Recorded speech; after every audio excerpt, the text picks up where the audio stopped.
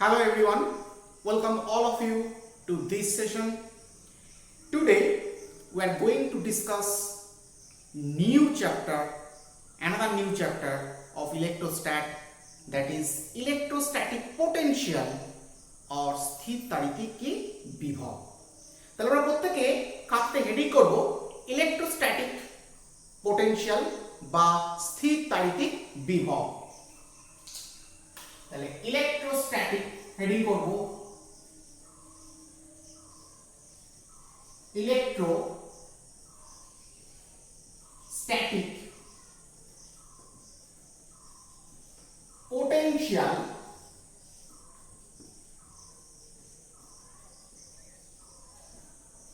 Electrostatic potential বাংলায় হচ্ছে স্থির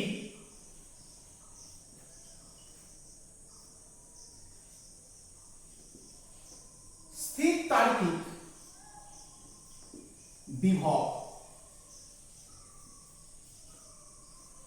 স্থির তাড়িতিক বিভব और इलेक्ट्रोस्टैटिक पोटेंशियल। तो इलेक्ट्रोस्टैटिक पोटेंशियल के डिसकास করার আগে আমরা একটু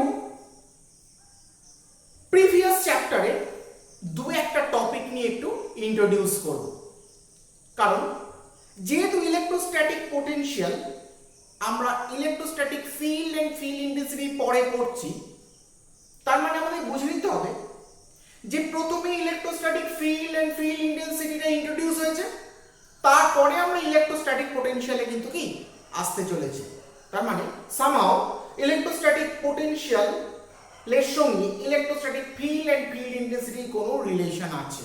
তো আমরা দেখব যে আমরা ইলেকট্রোস্ট্যাটিক ফিল্ড এন্ড ফিল্ড ইন্টেন্সিটির মধ্যে ফিল্ড ইন্টেন্সিটি এই ফিজিক্যাল কোয়ান্টিটিগুলোকে কেন ইন্ট্রোডিউস করেছিলাম, এবং তারপরে আমরা দেখব ইলেকট্রোস্ট্যাটিক পোটেনশিয়াল এই যে ফিজিক্যাল কোয়ান্টিটি, এই ফিজিক্যাল কোয়ান্টিটিকে আমরা কেন ইন্ট্রোডিউস করব। তাহলে প্রথমে আমরা যাক ইলেকট্রোস্ট্যাটিক ফিল্ড। ইলেকট্রোস্ট্যাটিক ফিল্ড এই ফিজিক্যাল কোয়ান্টিটিটাকে আমরা ইন্ট্রোডিউস করেছিলাম কেন? এর কারণ কোন একটা চার্জ তার চতুর্দিকে যে অঞ্চল জুড়ে অন্য কোনো চার্জ এলে সেই চার্জের উপর তার আকর্ষণ বা বিকর্ষণ বলের প্রভাব খাটাতে পারে, অর্থাৎ কোনো একটা চার্জের চতুর্দিকে যে রিজিয়নের মধ্যে তার আকর্ষণ বা বিকর্ষণ বলের প্রভাব বজায় থাকে, সেই রিজিয়নটাকে, সেই স্পেসটাকে, সেই এরিয়াটাকে আইডেন্টিফাই করার জন্য আমরা কি করেছিলাম? ইলেকট্রোস্ট্যাটিক ফিল্ড এই ফিজিক্যাল কোয়ান্টিটিটাকে কি ইন্ট্রোডিউস করেছিলাম। অর্থাৎ ইলেকট্রোস্ট্যাটিক ফিল্ড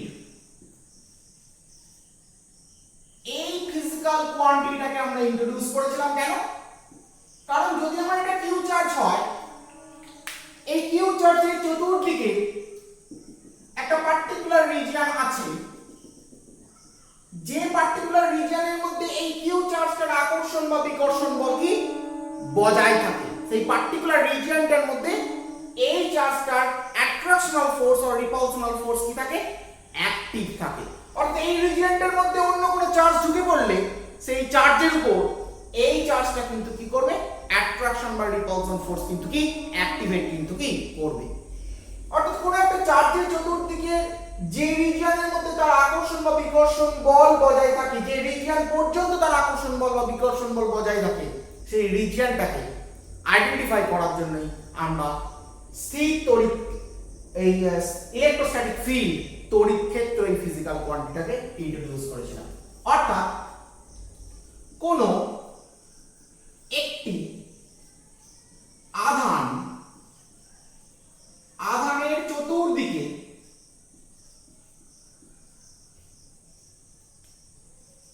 যে অঞ্চল পর্যন্ত তার আকর্ষণ বা বিকর্ষণ বল অ্যাক্টিভ থাকে,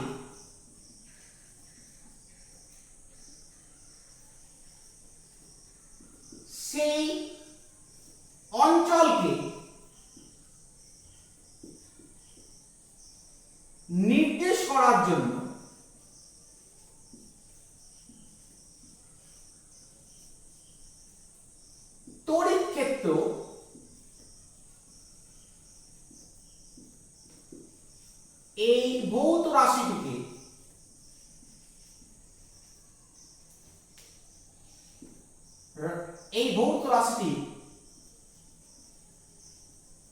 সূচনা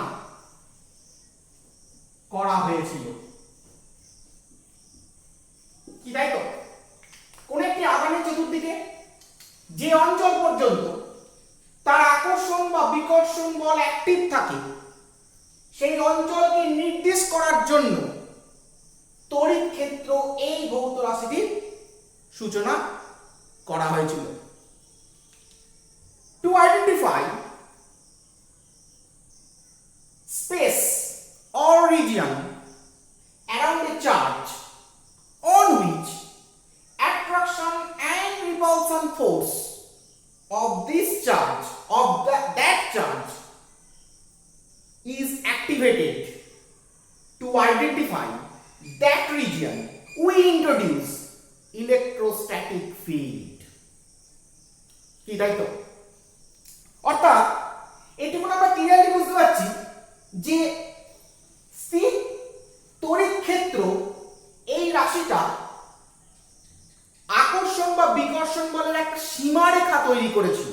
আকর্ষণ বা বিকর্ষণ বল কোন আধানের চতুর্দিকের আকর্ষণ বা বিকর্ষণ বলের একটা সীমারেখাকে কিন্তু কি নির্দেশ করতে আমাদের হেল্প করেছিল।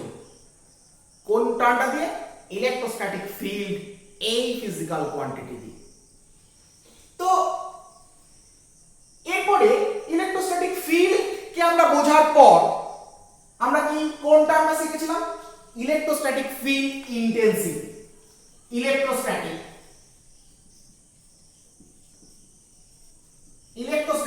Field intensity. Electrostatic field intensity এর বাংলাটা কি ছিল? স্থির তড়িৎ ক্ষেত্র প্রাবল্য।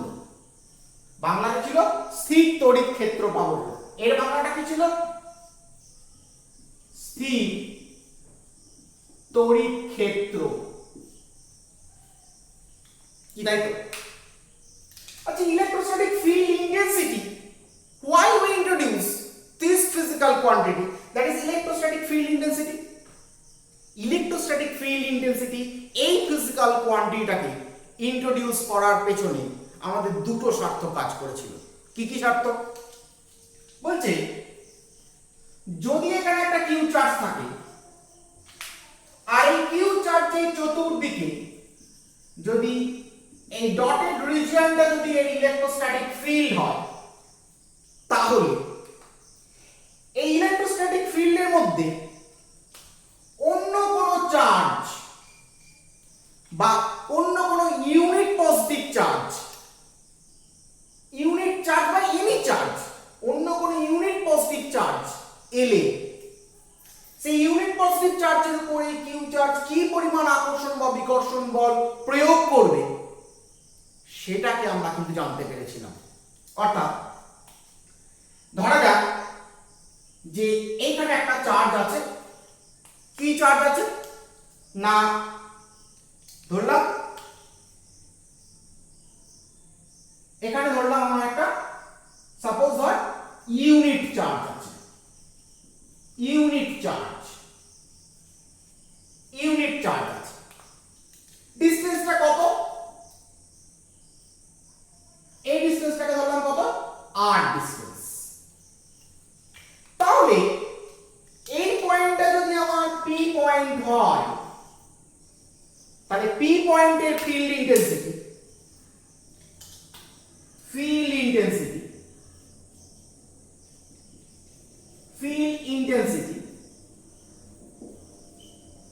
at point p will be কত শিখেছিলাম? 1/4πε0 q into 1/r²। Electrostatic field intensity ছিলাম, দেখেছিলাম এটা।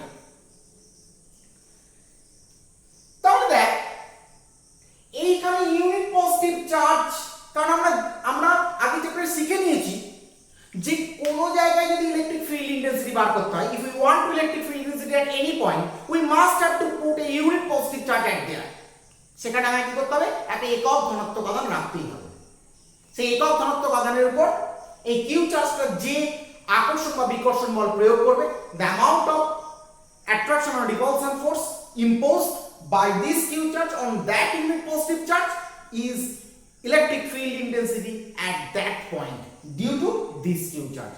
অর্থাৎ কিউ চার্জ ওই একক ধনাত্মক আধানের উপর যে পরিমাণ আকর্ষণ বা বিকর্ষণ বল প্রয়োগ করবে সেটাই হলো ওই বিন্দুর কি তড়িৎ ক্ষেত্র প্রাবল্য। এটা আমরা আগের চ্যাপ্টারেই পড়েছি। অর্থাৎ এই পয়েন্টে ইলেকট্রিক ফিল্ড ইন্টেন্সিটি আমরা পেয়ে গেলাম। আচ্ছা বল, এই পয়েন্টে যদি আমরা কিউ চার্জ না রেখে এখানে any charge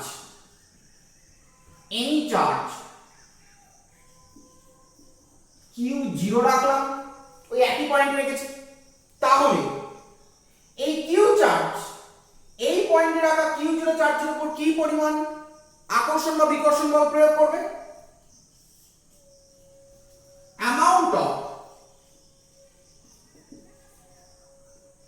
amount of force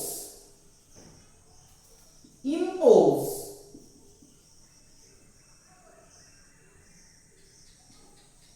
on charge q0 due to charge q is কত হবে, F equal to 1/4 pi epsilon 0 into q into q0 by r square। তাই লক্ষ্য কর এই যে টার্মটা, এই টার্মটা কি electric field intensity at that point, that means F equal to EQ0।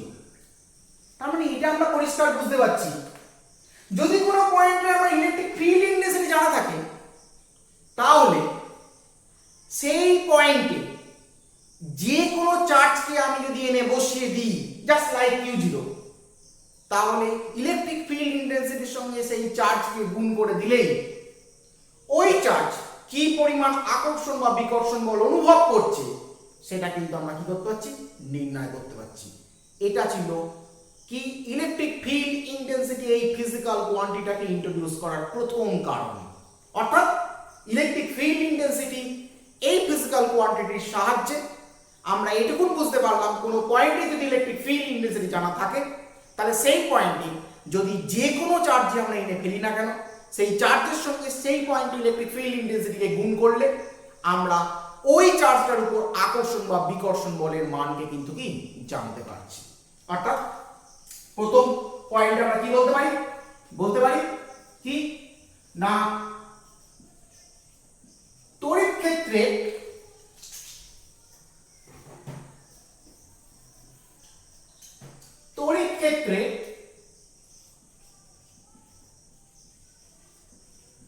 কোন বিন্দুতে তড়িৎ ক্ষেত্র প্রাবল্য জানা থাকলে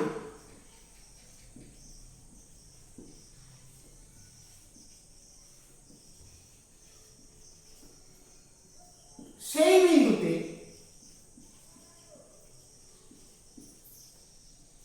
যে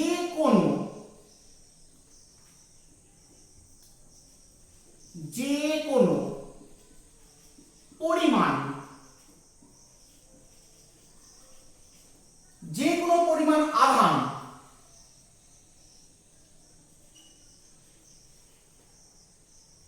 রাখলে সেই আধানের মান সেই আধানের সঙ্গে ওই বিন্দুটি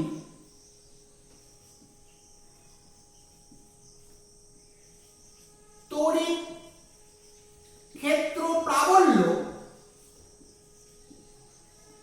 গুণ করে আধানটির উপর ক্রিয়াশীল আকর্ষণ বা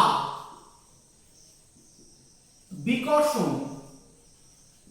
বলের মান জানা যায়। কি বললাম? তড়িৎ ক্ষেত্রের কোন বিন্দুতে তড়িৎ ক্ষেত্র প্রাবল্য জানা থাকলে, এই যে এই বিন্দুতে তড়িৎ ক্ষেত্র প্রাবল্য আমার কি জানা ছিল? ই জানা ছিল। জানা থাকলে সেই বিন্দুতে যে কোনো পরিমাণ আধান রাখলে, জাস্ট লাইক Q0, এখানে আমি Q0 আধানকে রেখেছি, সেই আধানের সঙ্গে ওই বিন্দুতে তড়িৎ ক্ষেত্র প্রাবল্য গুণ করে আধানটির উপর ক্রিয়াশীল আকর্ষণ বা বিকর্ষণ বলের মান জানা যায়। এই যে Q0 আধানটির উপর ক্রিয়াশীল অ্যাট্রাকটিভ বা repulsive force F equal to কত? ওই point electric field intensity and Q0 চার্জের কি multiplication. That is, we can say, if we know the electric field intensity at any point in electric field, then if we put any amount of charge at that point, then the multiplication of electric field intensity at that point with the value of charge which is put on that point indicates the attraction or repulsion force on that charge due to electric field. কি তাই তো? তাহলে আমরা electric field intensity এই টার্মটা introduce কেন করলাম? why we introduce this electric field intensity, this physical quantity electric field intensity, তার একটা কারণ আমরা কিন্তু জানতে পারলাম, যেটা আমরা আগেও জেনেছিলাম। কিন্তু ইলেকট্রিক ফিল্ড ইন্টেন্সিটি এই টার্মটাকে ইন্ট্রোডিউস করার জন্য আরো একটা কিন্তু কারণ আছে। কি কারণ? লক্ষ্য করে দেখ, এই পয়েন্ট ইলেকট্রিক ফিল্ড ইন্টেন্সিটি হচ্ছে E, P point electric field intensity হচ্ছে E। কিন্তু বল, এই পয়েন্টে যদি আমার Q পয়েন্ট হয়, Q পয়েন্টের ডিসটেন্স, টোটাল ডিসটেন্স যদি আমার R0 হয়, তাহলে কি Q পয়েন্টের ইলেকট্রিক ফিল্ড ইন্টেন্সিটি এটাই হবে? কখনোই নয়। কি হবে? Field intensity at point P will be কত হবে? 1/4 pi epsilon 0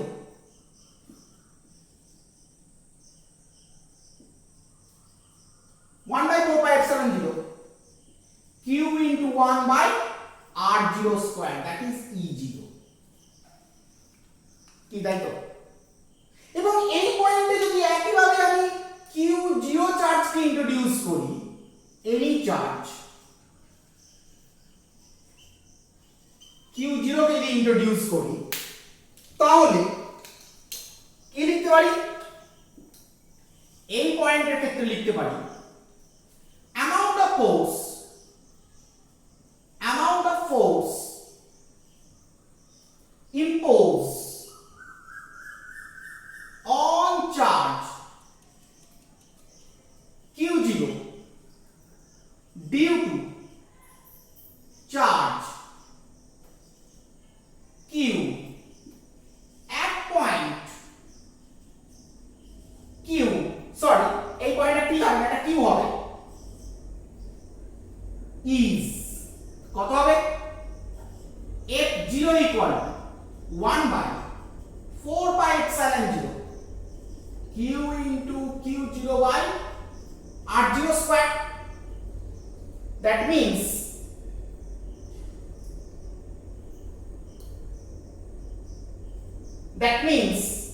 এই টার্মটা মানে কি E0 into কত? Q0 equal to কত? F0। তার মানে কি বোঝাতে চাইলাম?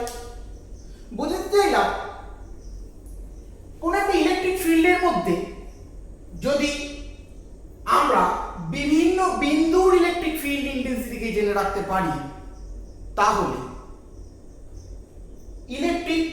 ওই ইলেকট্রিক ফিল্ডের মধ্যে বিভিন্ন বিন্দুতে যদি আমি একই চার্জকে রাখি, যেমন এখানে Q0 চার্জকে রেখেছি, এখানেও Q0 চার্জকে রাখলাম, একই চার্জকে যদি আমি রাখি, তাহলে ওই চার্জগুলোর উপর যে আকর্ষণ বা বিকর্ষণ বল কাজ করবে তার পরিবর্তনটা কিন্তু আমরা কি বুঝতে পারবো। অর্থাৎ কি, যেমন এখানে আমি Q0 চার্জকে রেখেছি, এখানে Q0 চার্জের উপর আকর্ষণ বা বিকর্ষণ বল কত হয়েছে, F = E × Q0, কিন্তু এই Q পয়েন্টে ওই একই Q0 চার্জকে রেখেছি, তার উপর কিন্তু আকর্ষণ বা বিকর্ষণ বলের প্রভাব হয়েছে কত, E0 × কত, Q0। তাহলে বল, যদি আমরা এই পয়েন্টের E বা এই পয়েন্টের E0 যদি না জানতাম, তাহলে কি এইখান থেকে চার্জ এইখানে যাওয়ার জন্য, ওই Q0 চার্জকে এখান থেকে এখানে নিয়ে যাওয়ার জন্য ওই Q0 চার্জের উপর আকর্ষণ বা বিকর্ষণ বলের পরিবর্তনকে কি আমরা বুঝতে পারতাম? কখনোই বুঝতে পারতাম না। তার মানে বোঝা যাচ্ছে, কোনো একটা ইলেকট্রিক ফিল্ডের মধ্যে একই পরিমাণ চার্জকে যদি বিভিন্ন অবস্থানে নিয়ে যাওয়া হয়, সেই বিভিন্ন অবস্থানে নিয়ে যাওয়ার জন্য তার উপর ক্রিয়াশীল আকর্ষণ বা বিকর্ষণ বলে যে মানের যে পরিবর্তন ঘটে, সেই মানের পরিবর্তনকে বোঝার জন্য ইলেকট্রিক ওই বিভিন্ন বিন্দুতে ইলেকট্রিক ফিল্ড ইন্টেন্সিটি বা তড়িৎ ক্ষেত্র প্রাবল্য জানাটা আমাদের কিন্তু কি অত্যন্ত গুরুত্বপূর্ণ ফ্যাক্ট। তাহলে আমরা এটাকে একটু লিখব, কি লিখব, অ্যানাদার পয়েন্ট কি, অন্য একটা কারণ, কি কারণ না, একই পরিমাণ চার্জকে, একই পরিমাণ আধানকে কোন তড়িৎ ক্ষেত্রে বিভিন্ন বিন্দুতে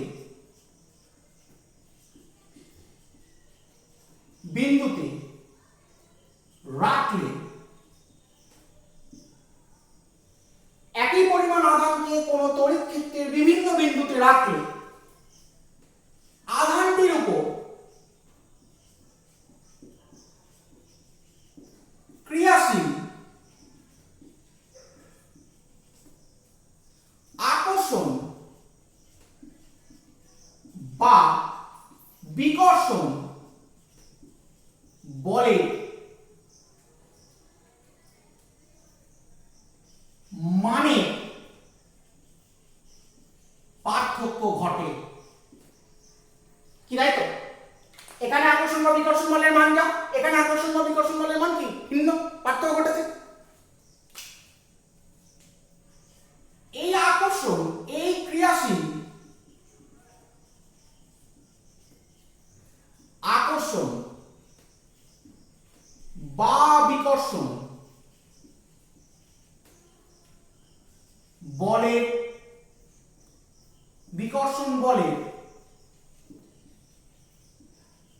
মানের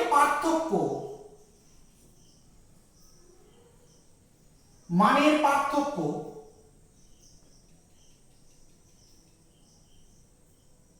পার্থক্যকে জানার জন্য ওই তড়িৎ ক্ষেত্রে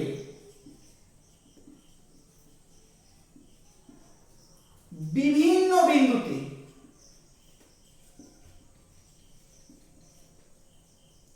তড়িৎ ক্ষেত্র প্রাবল্য জানা প্রয়োজন। কি তাই তো?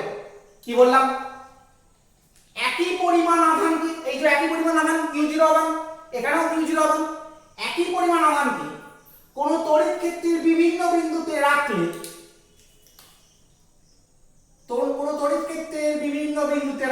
যেমন প্রথমটাকে P বিন্দুতে রেখেছি, দ্বিতীয়টাকে Q বিন্দুতে রেখেছি, আধানটির উপর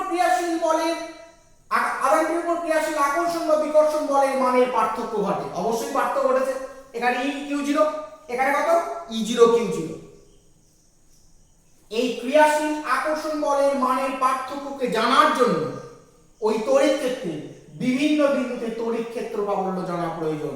অর্থাৎ যদি এই পয়েন্টে তড়িৎ ক্ষেত্র প্রাবল্য E না জানা থাকে, বা এই পয়েন্টে তড়িৎ ক্ষেত্র প্রাবল্য E0 যদি না জানা থাকে, we cannot identify properly the amount of attraction attraction or repulsion force imposed at that q charge at point P and at point Q কি তাই তো অর্থাৎ যদি আমরা একই পরিমাণ চার্জকে কোনো তড়িৎ ক্ষেত্রের বিভিন্ন বিন্দুতে রাখি সেই বিভিন্ন বিন্দুগুলোতে যদি তড়িৎ ক্ষেত্র প্রাবল্যকে আমাদের না জানা থাকে তাহলে ওই চার্জের উপর ক্রিয়াশীল আকর্ষণ বিকর্ষণ বলে মানকে কিন্তু জানা সম্ভব হবে না।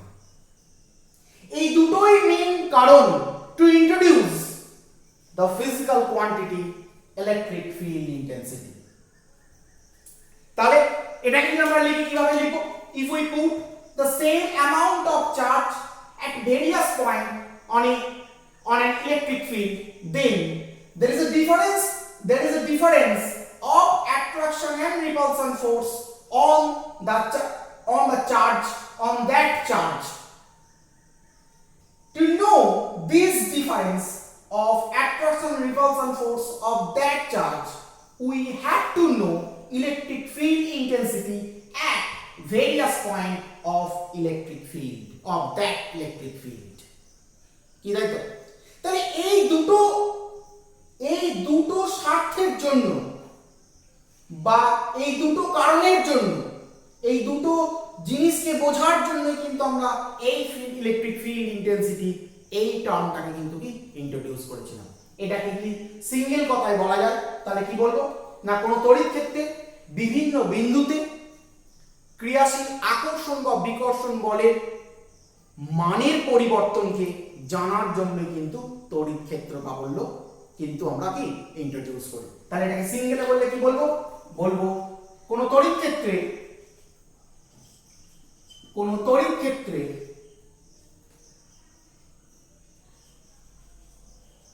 বিভিন্ন বিন্দুতে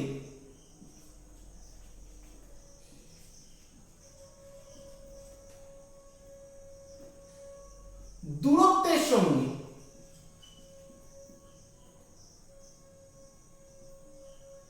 কোন আধানের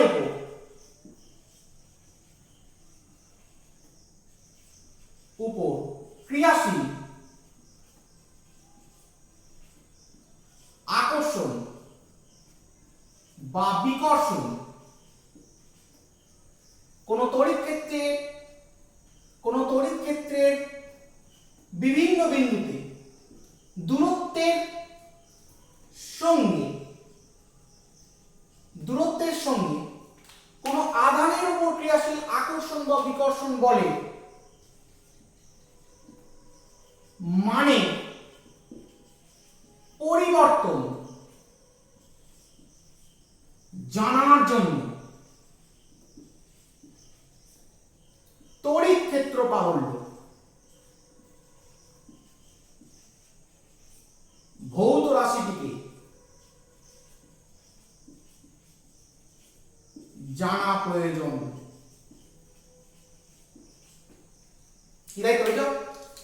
কিউ বিন্দু থেকে দূরত্ব যেমনি চেঞ্জ হচ্ছে সঙ্গে সঙ্গে বিভিন্ন বিন্দু আকর্ষণ বা বিকর্ষণ বলের মানটি পরিবর্তন করছে। হয়েছে কোন তড়িৎ ক্ষেত্রে বিভিন্ন বিন্দুতে দূরত্বের সঙ্গে কোন আধানের উপর ক্রিয়াশীল আকর্ষণ বা বিকর্ষণ বলের মানের পরিবর্তনকে জানার জন্য তড়িৎ ক্ষেত্র প্রাবল্য ভৌত রাশিটি জানা কিন্তু প্রয়োজন। To know the change of attraction or repulsion force on a charge due to change in distance in various points of an electric field, we have to know electric field intensity, or we have to introduce the physical quantity electric field intensity. কি বোঝা গেল? তাই তড়িৎ ক্ষেত্র প্রাবল্যকে আমরা কেন introduce করলাম, জানলাম কেন, সেটাকেও আমরা কিন্তু দেখলাম। যদি আমরা আগের চ্যাপ্টারে ইলেকট্রিক ফিল্ড এবং ইলেকট্রিক ফিল্ড ইন্টেন্সিটি সম্পর্কে ডিটেইলসে পড়েছি, এগুলো আমরা সবই পড়েছি, কিন্তু আমি এখানে এটা বলার উদ্দেশ্য হচ্ছে এটাই যে আমি ফিজিক্যাল কোয়ান্টিটিগুলোকে ইন্ট্রোডিউস করলাম কেন। এগুলো সবই জানি, আমরা সংজ্ঞার আকারে জানি, ম্যাথমেটিক্যাল ফর্মে জানি, কিন্তু এইরকম ফর্মে ঠিক জানতাম না যে ইলেকট্রিক ফিল্ড এবং ইলেকট্রিক ফিল্ড ইন্টেন্সিটিকে আমরা ইন্ট্রোডিউস করলাম কেন। তাহলে এটুকুন বোঝা গেল ইলেকট্রিক ফিল্ড এবং ইলেকট্রিক ফিল্ড ইন্টেন্সিটিকে আমরা কি কারণে ইন্ট্রোডিউস করলাম। ইলেকট্রিক ফিল্ডকে ইন্ট্রোডিউস করার এটাই কারণ আর ইলেকট্রিক ফিল্ড ইন্টেন্সিটিকে ইন্ট্রোডিউস করা কি এই দুটো কিন্তু কি কারণ কিন্তু ছিল। আচ্ছা আমাকে বল যে একটা জিনিস আমরা এখানে বুঝতে পারছি যে তড়িৎ ক্ষেত্র কিউ চার্জের চতুর্দিকে যে রিজিয়নের মধ্যে তার আকর্ষণ বা বিকর্ষণ বল বজায় থাকছে সেই রিজিয়নটাই তার তড়িৎ ক্ষেত্র। সেই তড়িৎ ক্ষেত্রের মধ্যে আমি যখন কোন একটা চার্জকে এক জায়গা থেকে অন্য জায়গায় নিয়ে যাচ্ছি তখন সেই চার্জের উপর আকর্ষণ বা বিকর্ষণ বলের মানে পরিবর্তন ঘটছে। তাহলে একটা জিনিস আমাকে ভাব, এই যে ওই চার্জটার উপর আকর্ষণ বা বিকর্ষণ বলের মানের পরিবর্তনটা হচ্ছে তখনই যদি চার্জটা এক জায়গা থেকে অন্য জায়গায় করে মুভ করে, কি তাই তো? চার্জটা যদি এক জায়গায় রেখে দিই তাহলে ওর আকর্ষণ বা বিকর্ষণ বলের মানটা কি স্থির থাকবে, কিন্তু চার্জটা যদি এক জায়গা থেকে অন্য জায়গায় আমি নিয়ে যাই তখনই ওর উপর আকর্ষণ বা বিকর্ষণ বলের মানটা কি পরিবর্তন কিন্তু ঘটছে। তাহলে এখানে দুটো কোশ্চেন অ্যারাইজ করে। কি কোশ্চেন অ্যারাইজ করে?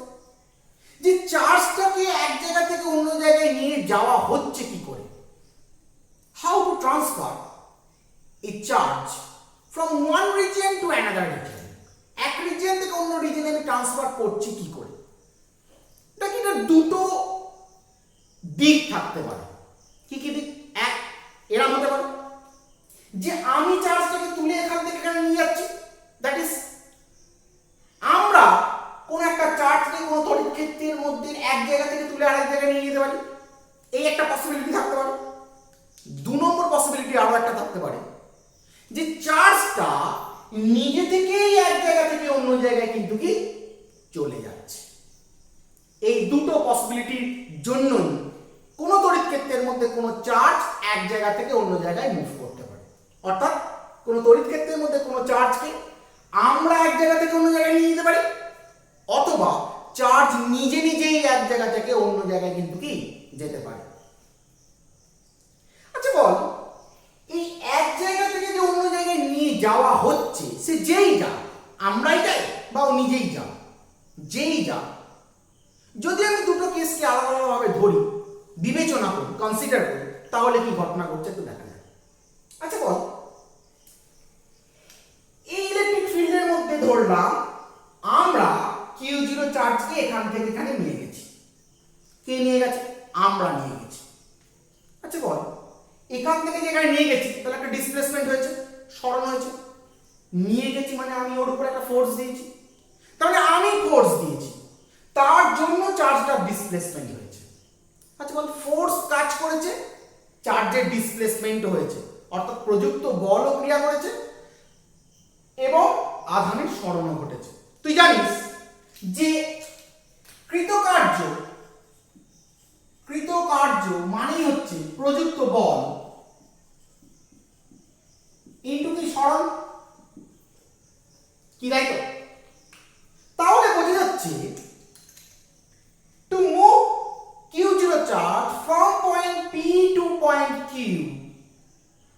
we have done some work. আমরা কিছু কৃতকার্য করেছি। আমরা কত কিছু কার্য করেছি? আমি এই চার্জটাকে এই পয়েন্ট থেকে এই পয়েন্টে সরানোর জন্য একটা বল প্রয়োগ করেছিলাম, that is the applied force, এবং একটা ডিসপ্লেসমেন্ট হয়েছে। সেই ডিসপ্লেসমেন্ট এই দুয়ের মাল্টিপ্লাই করলে যে ভ্যালু পাবো সেই ভ্যালুর সেই অ্যামাউন্ট অফ ওয়ার্ক ডানে কিন্তু কি আমরা করেছি। আচ্ছা বল, আমি যদি কাজ করি, আমি যদি কৃতকার্য করি, if we do some work, তাহলে কার এনার্জি খরচ হবে রে? আমার এনার্জি খরচ হবে বা আমাদের এনার্জি খরচ হবে। উই লস সাম এনার্জি, আমরা কিছু কি এনার্জি কিছু পরিমাণ কি লস করব। আর আমরা যে পরিমাণ এনার্জি হারাবো, আমরা যে পরিমাণ শক্তি ক্ষয় করব, সেই শক্তি ক্ষয়ের বিনিময়ে আধানটা কিন্তু এখান থেকে কিন্তু এখানে কিন্তু কি যাবে। অর্থাৎ এটুকুন বোঝা গেল, যদি আমরা আধানটাকে এখান থেকে এখানে তুলে নিয়ে যাই তাহলে আমরা কৃতকার্য করব, আমরা কিছু পরিমাণ শক্তি ক্ষয় করব, সেই শক্তি ক্ষয়ের বিনিময়ে ওই চার্জটা এক জায়গা থেকে অন্য জায়গায় যাবে। এইটুকুন আমরা বুঝতে পারলাম। এখানে কোনো কিন্তু ডুয়ালিটি কিন্তু কোনো রকম নেই। তাহলে ক্লিয়ার এটা যে যদি আমরা চেষ্টা করি যে এক জায়গা থেকে অন্য জায়গায় চার্জকে নিয়ে যাব, তাহলে we have done some work, এবং সেই ওয়ার্ক ডান বা সেই এনার্জি লস, আমরা যে এনার্জি লসটা করব তার সাহায্যেই কিন্তু আমরা চার্জকে এক জায়গা থেকে অন্য এক জায়গায় নিয়ে যাব। This is very much clear. কিন্তু যদি দ্বিতীয় ক্ষেত্রটা তৈরি হয়, দ্বিতীয় ক্ষেত্রটা তৈরি হলে কি ঘটনা ঘটতে পারে? দ্বিতীয় ক্ষেত্র মানে কোনটা? চার্জটা নিজে নিজে এক জায়গা থেকে অন্য জায়গায় গেল। যদি চার্জটা কোনো তড়িৎ ক্ষেত্রের মধ্যে নিজে নিজে এক জায়গা থেকে অন্য জায়গায় যায়, তাহলে পুনরায় তিনটে কোশ্চেন অ্যারাইজ করতে পারে। কি কি? প্রথম কোশ্চেন, আচ্ছা চার্জটা যে নিজে নিজে এক জায়গা থেকে অন্য জায়গায় গেল, এর জন্য কে শক্তি ক্ষয় করলো? আগে যেমন চার্জটাকে আমি এখান থেকে নিয়ে গেছিলাম, তাই আমি শক্তি ক্ষয় করেছিলাম। তাহলে চার্জ যখন নিজে নিজে এক জায়গা থেকে অন্য জায়গায় গেল, তাহলে কে শক্তি ক্ষয় করলো? কোশ্চেন নাম্বার 1 এটা কিন্তু অ্যারাইজ করতে পারে। কোশ্চেন নাম্বার 2 অ্যারাইজ করতে পারে কি না, চার্জ এখান থেকে যেখানে গেল কেন? ওর ডিসপ্লেসমেন্ট ঘটলো কেন? চার্জ যদি নিজে নিজেই যায়, ও তো নিজে নিজে এখানেই থাকতে পারতো, এখান থেকে এখানে যাওয়ার প্রয়োজন অনুভব করলো কেন? অর্থাৎ যেই শক্তি ক্ষয় করুক না কেন, সে শক্তি ক্ষয় করলো কেন? এই কোশ্চেনটা কিন্তু অ্যারাইজ করতে পারে। আর 3 নম্বর, যদি শক্তি ক্ষয় কেউ করেই থাকে, যার বিনিময়ে চার্জটা এখান থেকে এখানে গেছে, সেই শক্তির উৎস কি? What is the source of that energy? তাহলে আমি কি বললাম? তিনটে কোশ্চেন কি কি? 1 নম্বর, তাহলে কোশ্চেনটা করতে অ্যারাইজ করছে, কোশ্চেনটা অ্যারাইজ করছে চার্জ যখন নিজে নিজে এক জায়গা থেকে অন্য জায়গায় যাচ্ছে। চার্জ যখন নিজে নিজে এক জায়গা থেকে অন্য জায়গায় যাচ্ছে, তিনটে কোশ্চেন অ্যারাইজ করছে। কি কি? ফার্স্ট কোশ্চেন, যে এই নিজে নিজে এক জায়গা থেকে অন্য জায়গায় যাওয়ার জন্য কার শক্তি ক্ষয় করলো? হু লস সাম এনার্জি? কে লস করলো? যার জন্য চার্জটা এক জায়গা থেকে অন্য জায়গায়, আগেরটাতে যেমন আমি ওকে নিয়ে গেছিলাম এক জায়গা থেকে অন্য জায়গায়, তাই আমি এনার্জি লস করেছিলাম। কিন্তু চার্জ যখন নিজে নিজে এক জায়গা থেকে অন্য জায়গায় গেল, তখন কে শক্তি ক্ষয় করলো? কৃতকার্য না করলে তো আধানের স্মরণ তো ঘটবে না, কি তাই তো?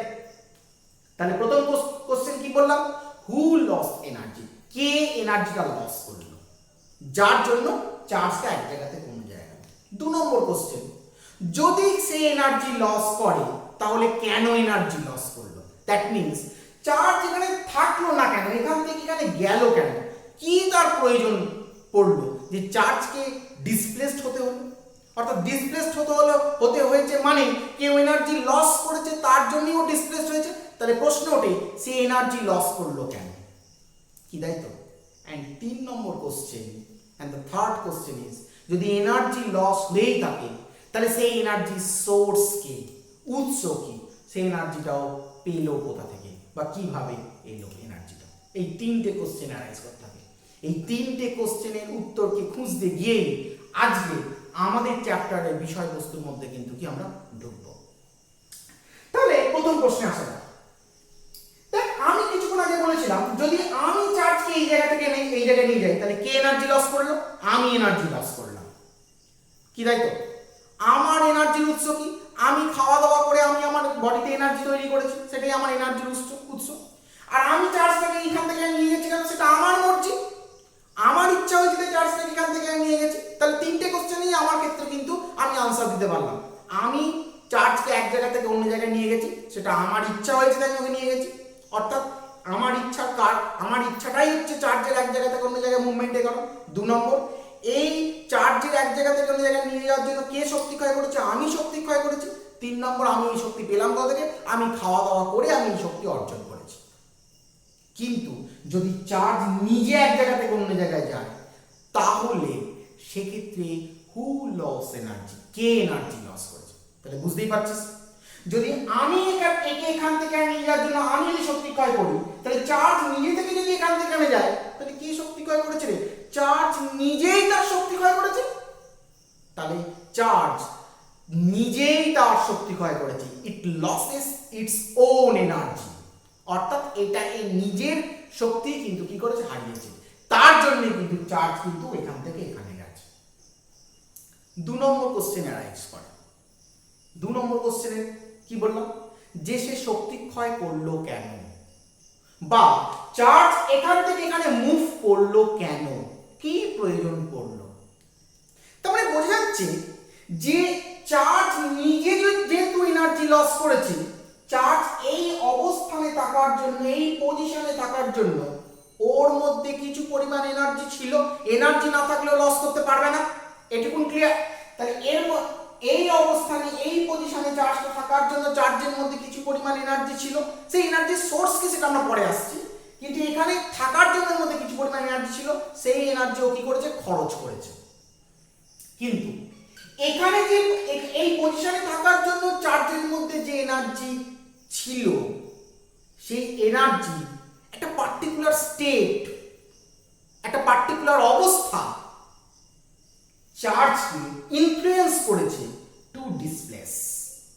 যদি ওই এনার্জি স্টেট চার্জকে ইনফ্লুয়েন্স না করতো ডিসপ্লেস করতে, তাহলে চার্জ কিন্তু কখনোই এখান থেকে এখানে কিন্তু কি করতো না, ডিসপ্লেস কিন্তু হতো না, অর্থাৎ তার সরণ কিন্তু হতো না। তার মানে বোঝা যাচ্ছে যে কোন একটা আধানের মধ্যে যে পরিমাণ শক্তি আছে, তার ওই বিশেষ অবস্থানের জন্য সে যে পরিমাণ শক্তি লাভ করেছে, বা তার মধ্যে যে পরিমাণ শক্তি আছে, সেই শক্তির একটা বিশেষ অবস্থা, অর্থাৎ সেই এনার্জির একটা পার্টিকুলার স্টেট চার্জকে ইনফ্লুয়েন্স করছে, চার্জ এক জায়গা থেকে অন্য জায়গায় মুভ করবে না করবে না।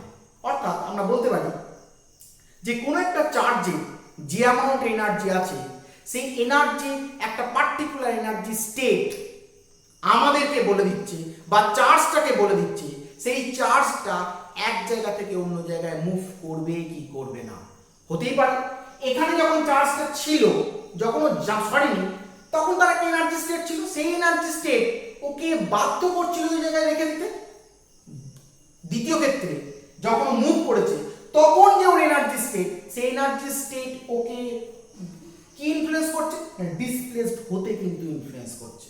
তার মানে এটুকু আমরা ক্লিয়ারলি বুঝতে পারছি যে একটা শক্তির এক বিশেষ অবস্থা, বা স্থিরতাড়িতিক আধানের একটি বিশেষ অবস্থা, স্থিরতাড়িতিক আধানের এনার্জির একটা বিশেষ লেয়ার, স্থিরতাড়িতিক আধানের একটা এনার্জির একটা বিশেষ স্টেট আধানকে বলে দিচ্ছে, বা সেই স্টেট আমাদেরকে বলে দিচ্ছে যে চার্জ এক জায়গা থেকে অন্য জায়গায় সরণ ঘটবে কি ঘটবে না। যদি সরণ ঘটে, কোন দিকে সরণ ঘটবে, এদিকে সরণ ঘটবে নাকি এদিকে সরণ ঘটবে, নাকি এদিকে সরণ ঘটবে নাকি এদিকে সরণ ঘটবে, সেটাও নির্দেশ করছে কিন্তু ওই আধানটার মধ্যে থাকা এনার্জি স্টেট বা শক্তির ওই বিশেষ অবস্থা। অর্থাৎ কোনো আধানের মধ্যে শক্তির যে বিশেষ অবস্থা থেকে আমরা জানতে পারি কোনো আধান এক জায়গা থেকে অন্য জায়গায় মুভ করবে না করবে না।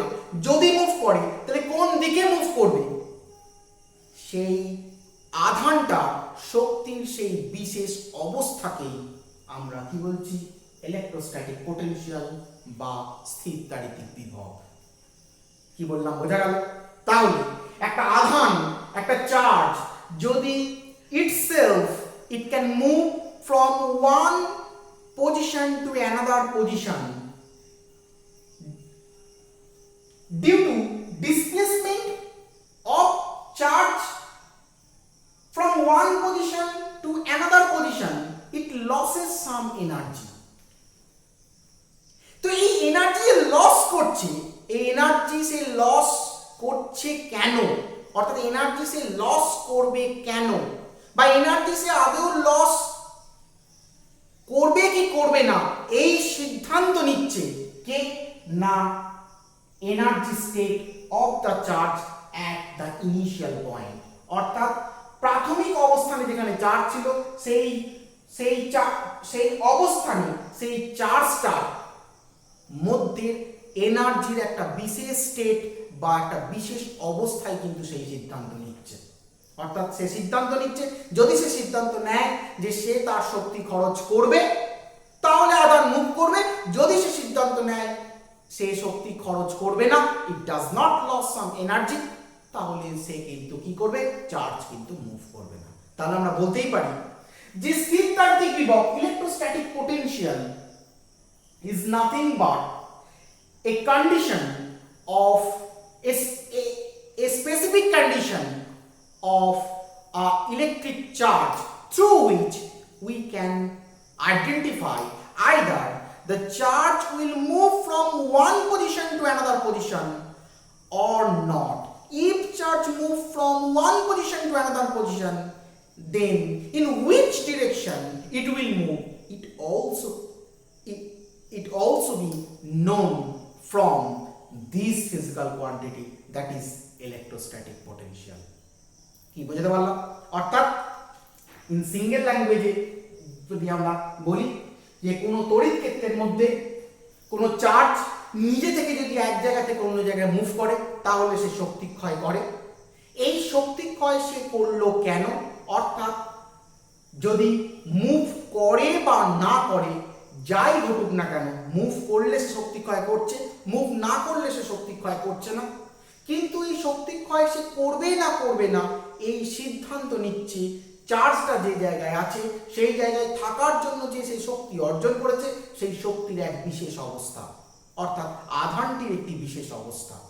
সেই আধানের ওই বিশেষ অবস্থা বা স্থিরতান্ত্রিক আধানের ওই বিশেষ অবস্থা, বা বলতে পারি স্থিরতান্ত্রিক আধানের শক্তির ওই বিশেষ অবস্থা, যেটা চার্জকে বলে দিচ্ছে যে ওই ইলেকট্রিক ফিল্ডের ওই পজিশনে সে থাকবে নাকি ওই পজিশন থেকে অন্য পজিশনে মুভ করবে। সেই শক্তির সেই বিশেষ অবস্থা বা আধানটির ওই বিশেষ অবস্থাকেই আমরা কি বলছি?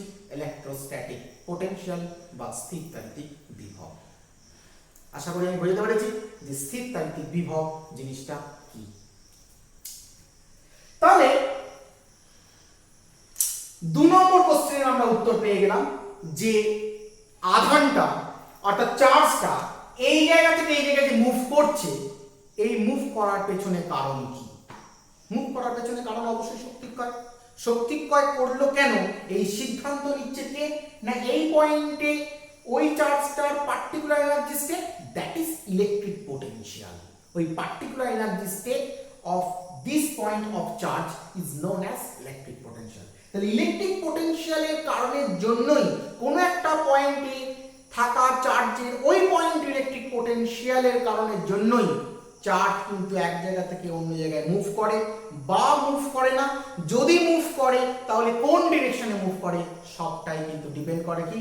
ওই পয়েন্টে ওই চার্জটা ইলেকট্রিক পোটেনশিয়ালের দ্বারা। কি তাই তো? তাহলে এটুকু আমরা বুঝতে পারলাম যে ইলেকট্রিক পোটেনশিয়াল নামক ফিজিক্যাল কোয়ান্টিটির জন্যই কিন্তু চার্জ এক জায়গা থেকে অন্য জায়গায় কিন্তু নিজে নিজে কিন্তু কি মুভ করেছে। কি তাই তো? এখন প্রশ্ন হলো যে চার্জ এক জায়গা থেকে অন্য জায়গায় যে নিজে নিজে মুভ করলো তার কারণ তো অবশ্যই ইলেকট্রিক পোটেনশিয়াল, এটুকুন আমরা বুঝতে পারলাম। কিন্তু চার্জ যদি মুভ করে তাহলে কোন ডিরেকশনে মুভ করলো? ধর এখানে একটা চার্জ হইল, এদিকেও যেতে পারে, এদিকেও যেতে পারে, এদিকেও যেতে পারে, এদিকেও যেতে পারে, এদিকেও যেতে পারে, এদিকেও যেতে পারে। তাহলে ইলেকট্রিক পোটেনশিয়াল কিভাবে ঠিক করছে চার্জটা কোন দিকে যাচ্ছে? 1 নম্বর question. 2 number question, electric potential কিভাবে ঠিক করছে চার্জটা মুভ করবে না করবে না? অর্থাৎ এই যে বলি যাচ্ছে, যদি চার্জটা না যেত তাহলে ওই ইলেকট্রিক পোটেনশিয়াল কি হতো? তাহলে ওই পার্টিকুলার ওই চার্জের মধ্যে থাকা পার্টিকুলার স্টেট অফ এনার্জি কি হতো? এগুলোকে আমাদের জানতে হবে। আচ্ছা বল, একটা জিনিস আমাকে বল যে ধর একটা চার্জ এক জায়গা থেকে অন্য জায়গায় কি করছে? মুভ করছে। কি তাই তো? তাহলে একটা চার্জ যদি এক জায়গা থেকে অন্য জায়গায় মুভ করছে জাস্ট লাইক দিস, ধর এখানে একটা চার্জ ছিল,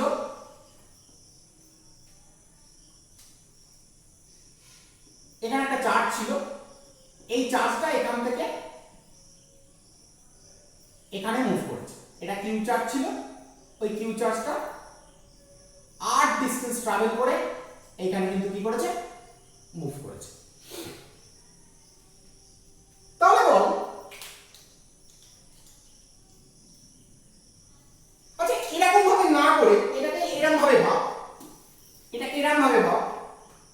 আরো সুবিধা হবে ভাবতে। তখন এখানে একটা কিউ চার্জ আছে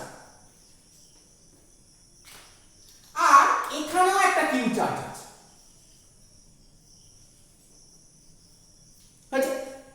আমি বলেছি যে চার্জ এই পজিশনে থাকার জন্য সে একটা এনার্জি গেইন করেছে।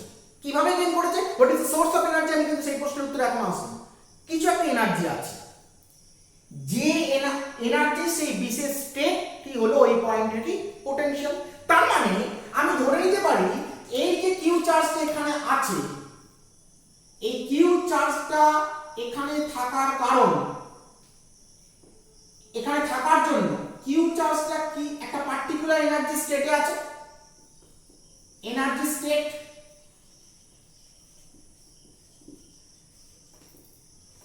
পার্টিকুলার এনার্জি স্টেট আছে, শক্তির বিশেষ অবস্থা, এটাকে আমরা কি বলেছি ইলেকট্রিক পোটেনশিয়াল। ইলেকট্রিক পোটেনশিয়াল তার মানে এই পয়েন্টে চার্জ থাকার জন্য তার একটা বিশেষ এনার্জি আছে, এনার্জি স্টেট আছে, সেই এনার্জি স্টেটটাই এই পয়েন্টের পোটেনশিয়াল। ধরলাম এই পয়েন্টের পোটেনশিয়াল কত U1, এটা কি ইলেকট্রিক পোটেনশিয়াল। এটাই হচ্ছে আমার পোটেনশিয়াল। অর্থাৎ এই পজিশনে কিউ চার্জ থাকার, কিউ যে চার্জটা আছে সেই কিউ চার্জের মধ্যে যে এনার্জি স্টেট আছে, যে পরিমাণ এনার্জি আছে, অর্থাৎ যে ইলেকট্রিক পোটেনশিয়াল আছে, সেটাই হচ্ছে কত U1। ঠিক একইভাবে এইখানে ধরুন আরেকটা চার্জ আছে, তাহলে এও একটা এনার্জি স্টেটে আছে।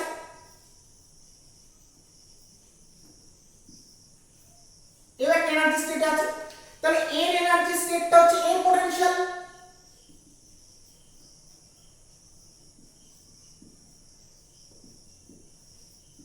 এর এনার্জি স্টেটটা হচ্ছে এর পোটেনশিয়াল। ধরলাম এর এনার্জি স্টেটটা কত U2, অর্থাৎ এই কিউ চার্জটা যে পয়েন্টে আছে সেই পয়েন্টে কিউ চার্জটার এনার্জি হচ্ছে কত U2। এনার্জি স্টেট মানে কি এনার্জি, আর এই এনার্জিটাকে আমরা কি বলছি ইলেকট্রিক পোটেনশিয়াল। এই ইলেকট্রিক পোটেনশিয়ালই তোকে বলে দেবে যে ও কোন দিকে যাবে। কারণ আমি এই কিছুক্ষণ আগে বললাম যে এইখানে চার্জ এখান থেকে এখানে যাবে না, ওই পয়েন্টে চার্জের মধ্যে থাকা এনার্জি স্টেটই বলে দেবে ও যাবে কি যাবে না, যদি যায় কোন দিকে যায় সেটাও বলে দেবে।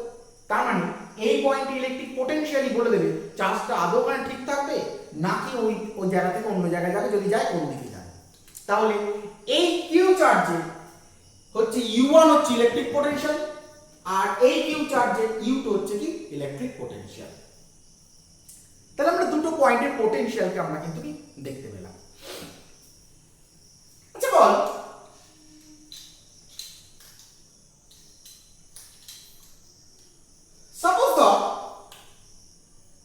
সাপোজ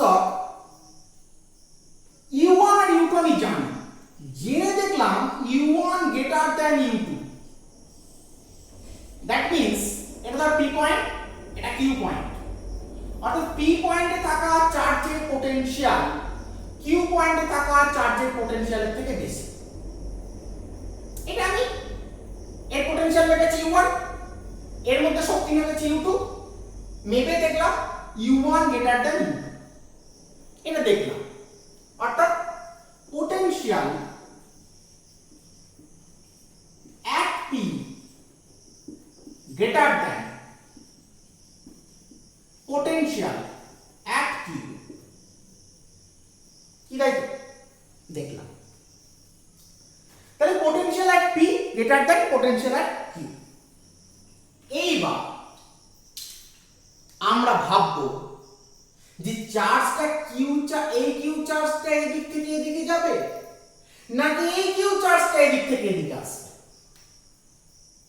যদি যেই যাক না কেন সে নিজে নিজেই যাচ্ছে, যদি যায় এই দিক থেকে এদিকে যাবে নাকি এই দিক থেকে এদিকে আসবে, সেটা কিভাবে ঠিক হবে। আচ্ছা তুই আমায় বল, সাপোজ ধর এইটুকুন ডিসপ্লেসমেন্টটা ধরলাম R, কত R,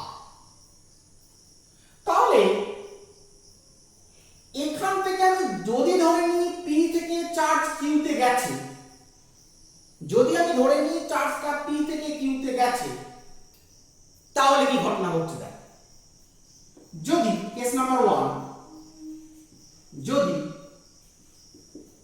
P থেকে আধান Q তে যায়,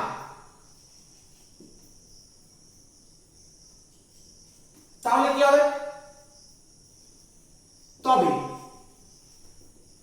কৃতকার্য কত হবে? প্রযুক্ত বল ইনটু সরণ। তাহলে কি হচ্ছে না, কৃতকার্য P পয়েন্টে থাকা আধান Q পয়েন্টে যাচ্ছে, তার মানে কৃতকার্য হচ্ছে প্রযুক্ত বল ইনটু সরণ, কি তাই তো? তাহলে এক্ষেত্রে কৃতকার্য মানে কি? শক্তি, মানে হচ্ছে প্রযুক্ত বল ইনটু সরণ। আচ্ছা বল, এই যে শক্তি, এই শক্তি, এই চার্জ এখান থেকে এখানে যাচ্ছে, এখান থেকে এখানে যাওয়ার জন্য এই শক্তিও পাচ্ছে কোথা থেকে? ওই যে ওর মধ্যে থাকা এনার্জি স্টেট বা এনার্জি কত?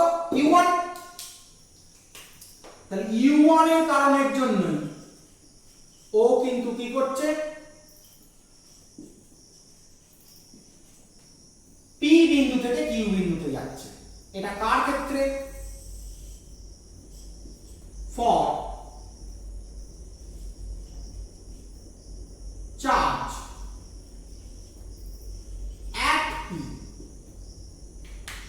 অর্থাৎ P বিন্দুতে থাকা চার্জটার মধ্যে পোটেনশিয়াল U1, শক্তি U1, সেই শক্তি খরচ করছে, খরচ করার ফলে বল প্রযুক্ত হচ্ছে, সেই বলের কারণের জন্যই ও এখান থেকে এখানে কি সরছে।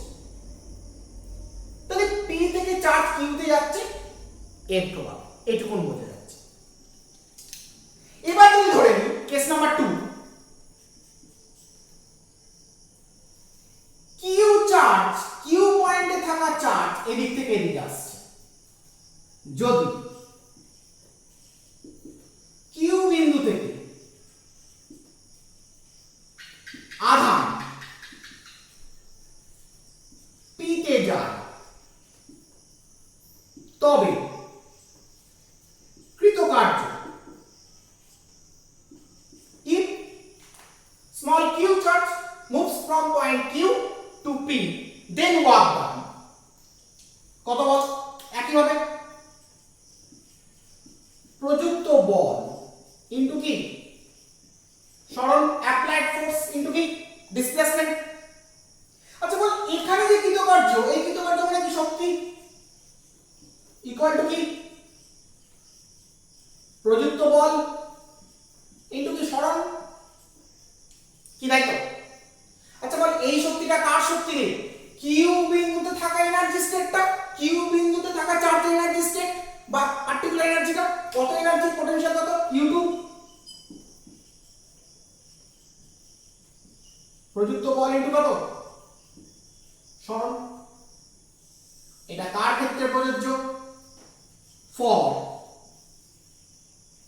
চার্জ at Q, কিউ চার্জের ক্ষেত্রে প্রযোজ্য। তাহলে দেখ, আমি একবার নিট এন্ড ক্লিন বুঝতে পারছি, P পয়েন্টে থাকা কিউ চার্জের energy state U1, that is potential U1, capital Q পয়েন্টে থাকা কিউ চার্জের energy state that is potential U2। আমরা মেজার করে দেখেছি U1 গ্রেটার দ্যান U2। আমাদের এখন জানতে হবে যে P পয়েন্টে থাকা কিউ চার্জ P পয়েন্ট থেকে Q এর দিকে আসবে, নাকি ক্যাপিটাল কিউ পয়েন্টে থাকা কিউ চার্জ ক্যাপিটাল কিউ থেকে P এর দিকে যাবে। ফার্স্ট কেসে আমরা কনসিডার করেছি charge moves from point P to capital Q, then work done is applied force into key displacement, work done মানে এনার্জি, P পয়েন্টে থাকা কিউ চার্জের পোটেনশিয়াল বা এনার্জি স্টেট বা এনার্জি কত? U1, সেই U1 কে খরচ করেছে, খরচ করার ফলে ও বল প্রযুক্ত করেছে, বল প্রযুক্ত করার জন্যই ও কি হয়েছে? সরণ হয়েছে, প্রযুক্ত বল ইনটু সরণ। অর্থাৎ কিউ চার্জ, এই কিউ চার্জ থেকে এদিকে আসার জন্য যে শক্তি ক্ষয় করেছে সেই শক্তি পেয়েছে কোত্থেকে? U1 থেকে। ঠিক একইভাবে আমরা সেকেন্ড কেসে দেখছি capital Q charge, if the small q charge at point q moves from capital Q to P, then work done equal to একইভাবে প্রযুক্ত বল ইনটু সরণ প্রযুক্ত কৃতকার্য work done মানে এনার্জি, এনার্জি ইকুয়াল টু প্রযুক্ত বল ইনটু সরণ। তাহলে এই এনার্জি ও কোথা থেকে পেয়েছে? না স্মল কিউ চার্জের মধ্যে যে এনার্জি ছিল, যে পোটেনশিয়াল ছিল, সেই U2 থেকেই কিন্তু ও পেয়েছে, তার ফলে কিন্তু সরেছে। মজার ব্যাপারটা দেখে এবার। আচ্ছা বল, P থেকে Q তে সরণ এর ভ্যালু কত রে? Small r। আর Q থেকে P তে সরণ এর ভ্যালু কত রে? Small r। কি তাই তো? তার মানে আমরা আলটিমেট কি পেলাম? পেলাম হচ্ছে U1 ইকুয়াল টু প্রযুক্ত বল, এটা কোন পয়েন্টে? P পয়েন্টে প্রযুক্ত বল, ইনটু কি r U2 পেলাম প্রযুক্ত বল কোন পয়েন্টে? Q পয়েন্টে, ইনটু কি r। তাহলে U1 equal to applied force at point P into r, U2 equal to applied force at point Q into কত? r। দেখ এখানে বলে দিয়েছিলাম, আমি আগেই বলেছিলাম U1 গ্রেটার দ্যান কত? U2। তাহলে যদি U1 গ্রেটার দ্যান U2 হয়, if U1 greater than U2 হয়, U1 U2 থেকে বড়, দুটো আরই সমান, তাহলে U1 U2 থেকে বড় মানে P পয়েন্টে প্রযুক্ত বল Q পয়েন্টে প্রযুক্ত বলের থেকে বড়। এটা কি ইন্ডিকেট করছে? প্রযুক্ত বল at P greater than প্রযুক্ত বল at Q। কি ইন্ডিকেট করছে? কি করছে? ইন্ডিকেট করছে। আচ্ছা বল, P পয়েন্টে প্রযুক্ত বল বেশি, Q পয়েন্টে প্রযুক্ত বল কি কম? আচ্ছা এখানে P পয়েন্টের প্রযুক্ত বল কোন দিকে প্রয়োগ হচ্ছে? এদিক থেকে এদিকে প্রয়োগ হচ্ছে, কারণ আমি ধরে নিয়েছি চার্জ এদিক থেকে এদিকে যাবে অথবা চার্জ এদিক থেকে আসবে। মানে কোনটা হবে? এই চার্জ এদিক থেকে এদিকে যাবে নাকি এই চার্জ এদিক থেকে এদিকে আসবে? এই দুটোই অপশন ধরেছে। তাহলে যদি P পয়েন্টে প্রযুক্ত বল বেশি হয়, তাহলে এই দিকে বলের প্রভাবটা কি? বেশি। আর Q পয়েন্টের প্রযুক্ত বল যদি কম হয়, এই দিকের বলের প্রভাবটা কি রে? কম। তাহলে কোন বস্তুর উপর যদি বল কাজ করে, ধর এই বস্তুর উপর একটা বল দিয়ে কাজ করছে, একটা বল দিয়ে কাজ করছে, এই বলটার মান 20 নিউটন, এই বলটার মান 10 নিউটন, তাহলে বলটা কোন দিকে মুভ করবে? এই দিকে মুভ করবে। দ্যাট মিন্স যেদিকে বলের প্রভাব বেশি সেই দিকে কি মুভ করবে। তার মানে এটা কোন বোঝা যাচ্ছে? যেহেতু কিউ চার্জ বেশি পরিমাণ ফোর্স ফিল করছে, তাই কিউ চার্জের মুভমেন্ট কোন দিকে হবে রে? এই কিউ চার্জের দিকে হবে। অর্থাৎ P পয়েন্টে থাকা কিউ চার্জ ক্যাপিটাল কিউ পয়েন্টে থাকা কিউ চার্জের দিকে কিন্তু কি মুভ করবে। তাহলে বল, আমি প্রথমেই বলেছিলাম যে একটা চার্জ মুভ যদি এক জায়গা থেকে অন্য জায়গায় মুভ করে, তাহলে কোন দিকে মুভ করবে সেটাও কিন্তু পোটেনশিয়ালি আইডেন্টিফাই করছে। দেখ এখানে তাই আইডেন্টিফাই করছে। দেখ এখানে এই পয়েন্টের পোটেনশিয়াল হচ্ছে U1, এই পয়েন্টের পোটেনশিয়াল হচ্ছে U2। যেহেতু U1 গ্রেটার দ্যান U2, সেই কারণের জন্যই কিন্তু চার্জ, সেই কারণের জন্যই applied force at P greater than applied force at Q হয়েছে। and due to applied force at P greater than applied force at Q, charge Q at P moves from P to Q, P থেকে Q তে কিন্তু কি move করছে। কি conclusion এলাম? কনক্লুশনে এলাম এটাই যে চার্জ সর্বদা হাই পোটেনশিয়াল থেকে লো পোটেনশিয়ালের দিকে মুভ করে। এটা কি হাই পোটেনশিয়াল উচ্চ বিভব, এটা কি লো পোটেনশিয়াল নিম্ন বিভব। অর্থাৎ আধান সর্বদা উচ্চ বিভব থেকে নিম্ন বিভবের দিকে মুভ করে। তাহলে বোঝা যাচ্ছে চার্জ যদি এদিক থেকে এদিকে মুভ করে, তাহলে বুঝতে হবে এখানে হাই পোটেনশিয়াল, এখানে কি লো পোটেনশিয়াল। কিন্তু যদি দেখা যাচ্ছে এটা হাই পোটেনশিয়াল, এটা লো পোটেনশিয়াল, এটার তুলনায় এটা আবার হাই পোটেনশিয়াল, এটা লো পোটেনশিয়াল, এটা হাই পোটেনশিয়াল, তখন কিন্তু চার্জ কিন্তু কোন দিকে মুভ করবে? এটা হাই এটা লো, তার মানে এদিক থেকে এদিকে তখন কি মুভ করবে। অর্থাৎ এ এদিক থেকে এদিকে তখনই মুভ করবে যদি এ হাই পোটেনশিয়ালে থাকে, এ কি লো পোটেনশিয়ালে থাকে। আদারওয়াইজ ও কিন্তু কি করবে, এদিকে কিন্তু কি মুভ করবে। অর্থাৎ এদিকে মুভ করার অর্থ হচ্ছে এ হাই এ লো, আর এদিকে মুভ করার অর্থ হচ্ছে কি হাই থেকে লো এর দিকে, এ হাই এদিকে কি আছে আরো কিন্তু কোনো লো আছে, তখন কিন্তু এদিকে মুভ করবে। অর্থাৎ আমি এটুকুন বুঝতে পারলাম যে আধান সর্বদা উচ্চ বিভব থেকে নিম্ন বিভবের দিকে গতিশীল হয়। তাহলে কি লিখতে পারি, সুতরাং বলা যায় আধান কোন তড়িৎ ক্ষেত্রের মধ্যে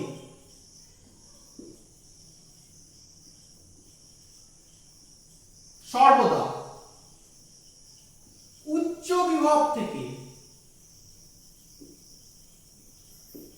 নিম্ন বিভবের দিকে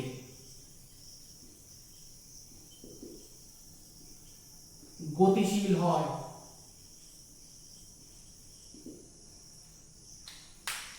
Therefore, we can say charge on an electric field always moves from high potential point to low potential point. কি বোঝা গেল? তাহলে আমি কি পুরোটা কি বললাম একটু কম্প্যাক্ট ফর্মে কিন্তু আমি একটু সামারাইজ করি। প্রথমে আমি বলেছিলাম তড়িৎ ক্ষেত্র কি, কোন আধানের চতুর্দিকে, কোন চার্জের চতুর্দিকে যতটা রিজিয়ন জুড়ে তার অ্যাট্রাকশন বা রিপালশন ফোর্স কাজ করছে সেই রিজিয়নটাকে বোঝার জন্য ইলেকট্রিক ফিল্ডকে আমরা ইন্ট্রোডিউস করেছিলাম।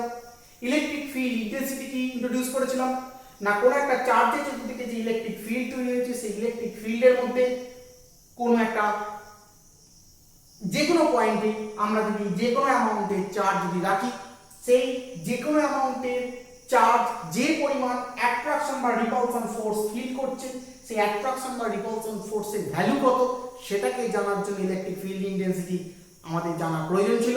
কারণ ইলেকট্রিক ফিল্ড ইন্টেন্সিটির সঙ্গে চার্জকে গুণ করে দিলে ওই পয়েন্টে চার্জের উপর কি পরিমাণ অ্যাট্রাকশন বা রিপালশন ফোর্স কাজ করছে সেটাকে আমরা জানতে পেরেছিলাম।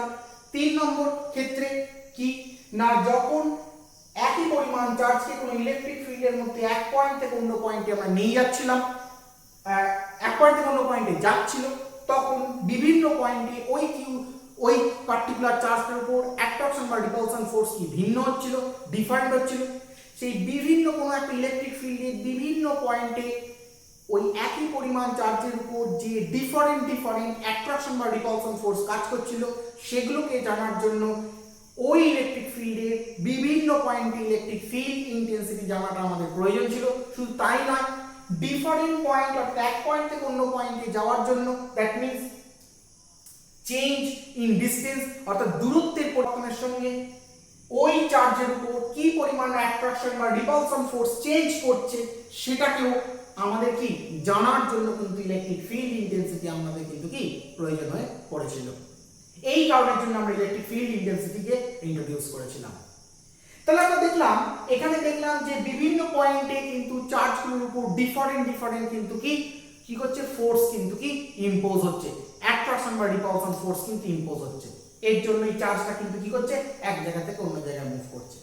তাহলে চার্জ কোনো ইলেকট্রিক ফিল্ডের মধ্যে এক জায়গা থেকে অন্য জায়গায় মুভ করতে পারে দুভাবে। এক চার্জকে আমরা যদি এক জায়গা থেকে অন্য জায়গায় মুভ করাই তাহলে হতে পারে দুই চার্জ নিজে মুভ করতে পারে। আমরা যদি মুভ করাই তাহলে আমরা ওয়ার্ক ডান করি, আমরা এনার্জি লস করি, সেই কারণের জন্য কিন্তু চার্জ এক জায়গা থেকে অন্য জায়গায় মুভ করে। এবং আমরা চার্জকে কেন সরাবো সেটা আমাদের ইচ্ছার উপর ডিপেন্ড করে। আর আমাদের শক্তির উৎস কি, আমরা যেভাবে শক্তি অর্জন করি সেটাই আমাদের শক্তির উৎস, অর্থাৎ আমাদের ক্ষেত্রটা বোঝা গেল।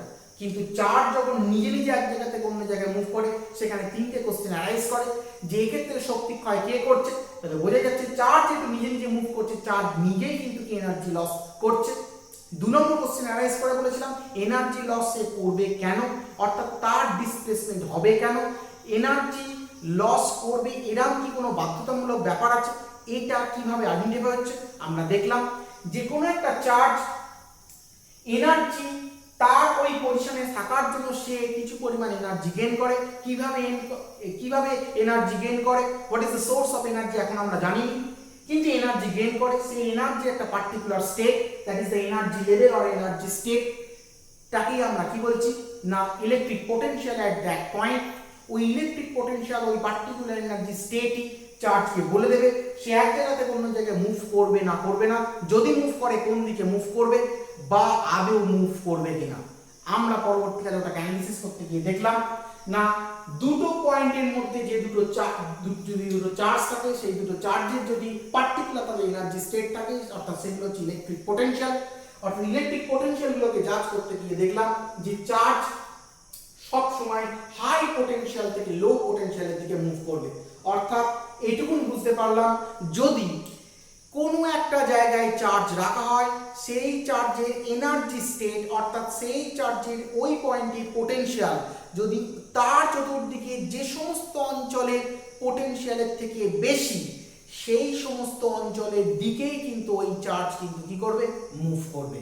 অর্থাৎ চার্জ মুভ করবে, আমি আরেকবার রিপিট করছি, চার্জ মুভ করবে কোথায় না চার্জ যদি কোনো একটা পয়েন্টে এক্সিস্ট করে সেই পয়েন্টে তার যে এনার্জি স্টেট বা সেই পয়েন্টে তার যে পোটেনশিয়াল সেই পোটেনশিয়ালের থেকে যে সমস্ত জায়গার পোটেনশিয়াল কম একমাত্র সেই সমস্ত জায়গার দিকেই চার্জ মুভ করবে, আর অন্য কোনো দিকে কিন্তু চার্জ মুভ করবে না।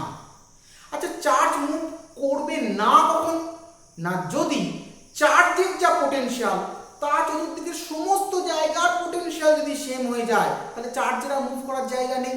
অর্থাৎ এইখানে এই পয়েন্টে চার্জটা যা পোটেনশিয়াল ছিল যা এনার্জি স্টেট ছিল চতুর্দিকে টোটাল অঞ্চলটার মধ্যে যদি পোটেনশিয়াল বা এনার্জি যদি একই হয় তাহলে কিন্তু চার্জ কিন্তু কোনোভাবেই কিন্তু নিজে থেকে আর মুভ করবে না। কিন্তু এই অঞ্চলের মধ্যে যে সমস্ত জায়গাকার পোটেনশিয়াল এই পয়েন্টে থাকা চার্জের পোটেনশিয়ালের থেকে কম চার্জ কিন্তু এইখান থেকে সেই সমস্ত অঞ্চলের দিকে মুভ করবে। That means charge always moves from high potential to low potential. আশা করি আমি বোঝাতে পেরেছি যে চার্জ কেন এক জায়গা থেকে অন্য জায়গায় যাবে, কেন শক্তি খরচ করবে, কেন শক্তি খরচ কখন শক্তি খরচ করবে না, অর্থাৎ কখন এক জায়গা থেকে অন্য জায়গায় মুভ করবে না, যদি চার্জ এক জায়গা থেকে অন্য জায়গায় মুভ করে তাহলে কোন দিকে মুভ করবে, সব কটা পয়েন্টকে নিয়ে কিন্তু আমি কিন্তু ডিটেলস কিন্তু আলোচনা করেছি। এত ডিটেলস আলোচনা কিন্তু কোনো কিন্তু জায়গায় কিন্তু নেই, একেবারে ডিপ কনসেপ্ট কিন্তু আমি তোদের বুঝিয়েছি। হয়েছে? তাহলে যে অংশটুকুনটা বললাম step by step, electric field introduce করার কারণ, ইলেকট্রিক ফিল্ড ইন্টেন্সিটি ইন্ট্রোডিউস করার কারণ, ইলেকট্রিক পোটেনশিয়াল কি জিনিস আমরা, আচ্ছা ইলেকট্রিক পোটেনশিয়ালটা কি জিনিস এখানে লেখা নেই, ইলেকট্রিক পোটেনশিয়ালটা কি জিনিস একটুখানি আমরা লিখে নেব। ইলেকট্রিক পোটেনশিয়ালটা জানার পর আমরা জানলাম যে চার্জ যে মুভ করবে হাই পোটেনশিয়াল থেকে লো পোটেনশিয়ালে কিভাবে মুভ করবে তার অ্যানালিসিসটা কিন্তু কি এইটা হয়েছে।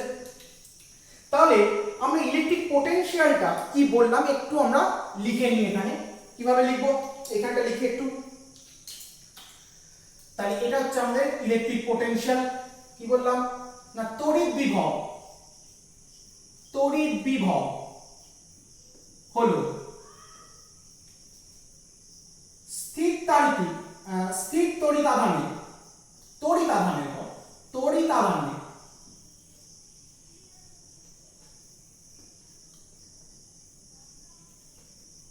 তড়িৎ বিভব হলো তড়িৎ আধানে বা আহিত বস্তু বা আহিত বস্তু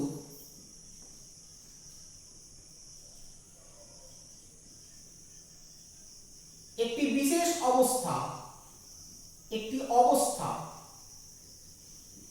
ব্র্যাকেটের মধ্যে লিখে রাখ এনার্জি স্টেট,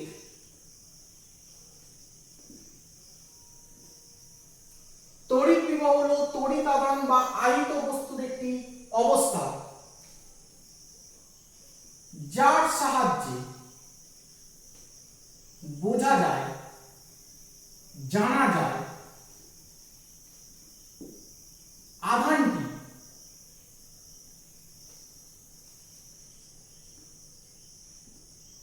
আধানটি এক স্থান থেকে অন্য স্থানে জানা যায় আধানটি এক স্থান থেকে অন্য স্থানে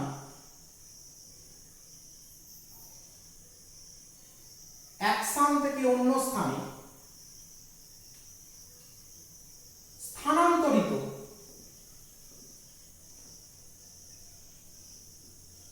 হবে না হবে না,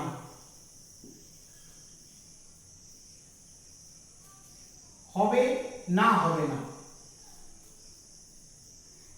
এবং যদি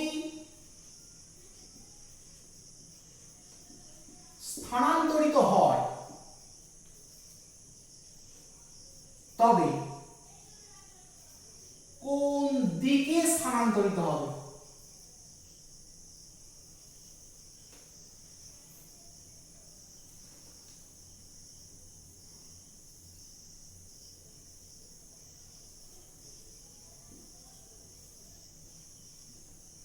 কি বললাম?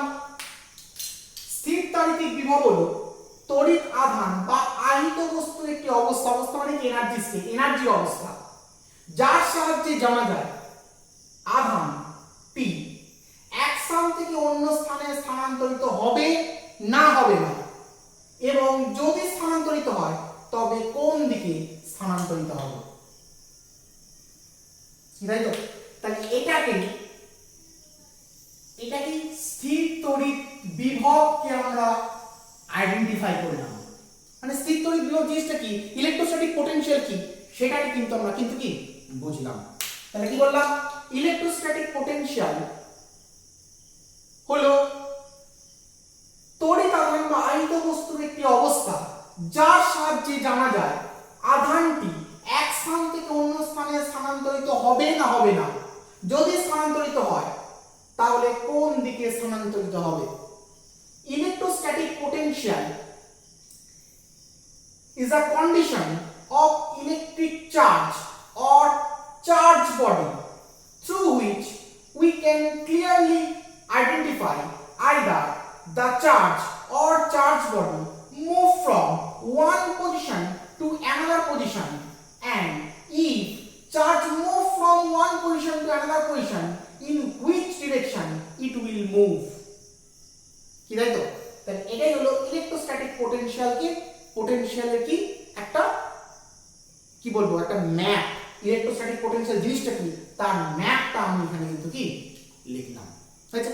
তাহলে তোমরা প্রথমে এটা লিখবে, তারপরে এটা লিখবে, তারপরে ঠিক যেভাবে আমি এখানে বললাম এক জায়গা থেকে অন্য জায়গায় স্থানান্তরিত হওয়ার দুটো ঘটনা আমাদের দ্বারা ও নিজের দ্বারা যখন ঘটছে তখন কেন স্থানান্তরিত হচ্ছে তার উত্তরকে খুঁজতে গিয়ে দেখলাম স্থানান্তরিত হওয়ার পেছনে দায়ী হচ্ছে কি ওই চার্জটা যেখানে আছে সেই ওই পয়েন্টে থাকা ইলেকট্রোস্ট্যাটিক পোটেনশিয়াল বা পোটেনশিয়াল এনার্জি, এই পোটেনশিয়াল বা এনার্জি স্টেট।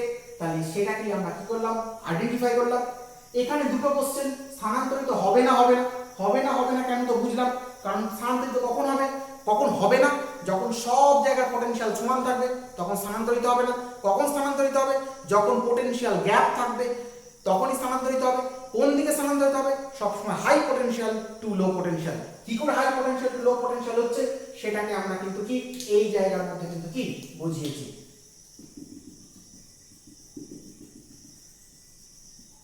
এই জায়গার মধ্যে বুঝিয়েছি আমরা কিভাবে হাই পটেনশিয়াল টু লো পটেনশিয়ালের দিকে কিন্তু কি আধান কিন্তু কি মুভ করছে। কি বোঝা গেল? তাহলে তোমরা নিজেদের মতো করে স্টেপ বাই স্টেপ এটাকে একটু ভালো করে নোট ডাউন করে নাও। Very good.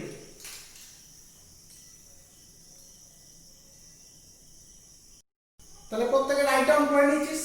আচ্ছা, এই জায়গাটা একটু স্ক্রিনের নিচের দিকে নেমে গেছে, এটাকে আমি একটু এখানে f0 ইকুয়াল এটা বোঝা যাচ্ছে কিন্তু এটা বোঝা যাচ্ছে না, এটা হচ্ছে এর পরে এই লাইনটার পরে চলে আসছে হচ্ছে f0 equal to e0 into q0।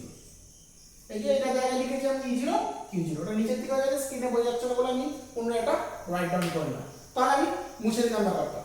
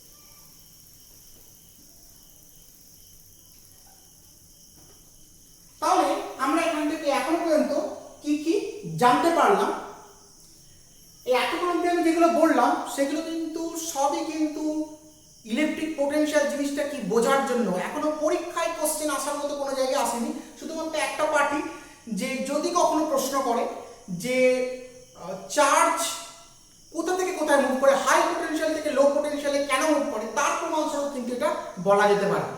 যদিও সেক্ষেত্রে বলার সময় তো মনে রাখতে হবে ওখানে কিউ চার্জ কথাটা লিখলে হবে না, তখন ইউনিট পজিটিভ চার্জ ধরে করতে হবে।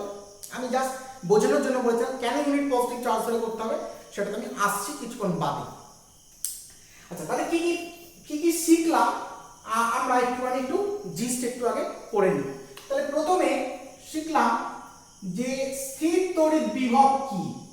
স্থির তড়িৎ বিভব কি? হোয়াট ইজ ইলেকট্রোস্ট্যাটিক পোটেনশিয়াল, কি তাই তো?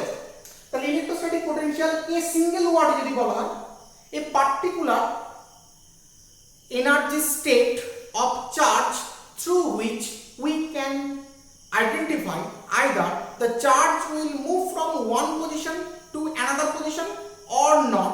If charge will move from one position to another position, then in which direction it will move. কি তাই তো? 2 নম্বর কোশ্চেন কি আধান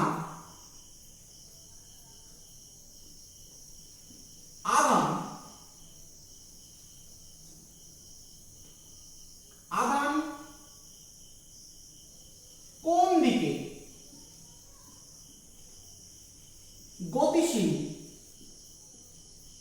হবে? 3 নম্বর কোশ্চেন আধান কখন গতিশীল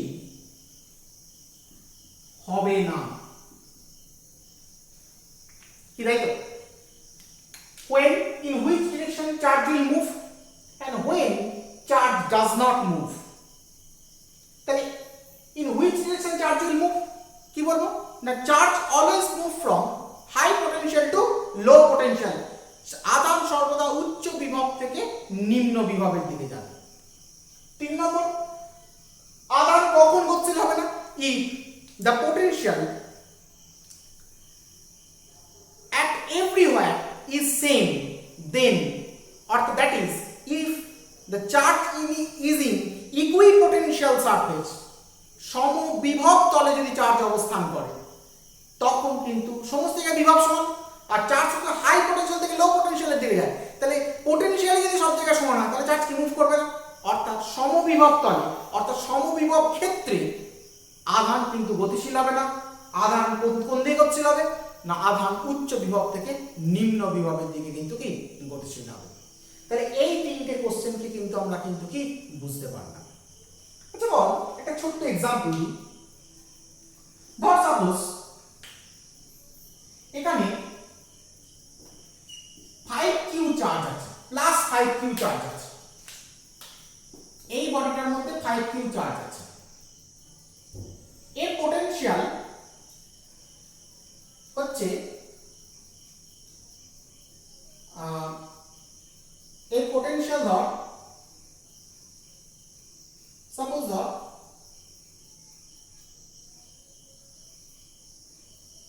2 জুল। এটা কি potential of charge system plus 5q। Charge system না হলে একটা চার্জ নেই, 5খানা কিউ চার্জ আছে, তাই 5q আছে। তাহলে 5q চার্জ ধর এই রিজিয়নটার মধ্যে আছে,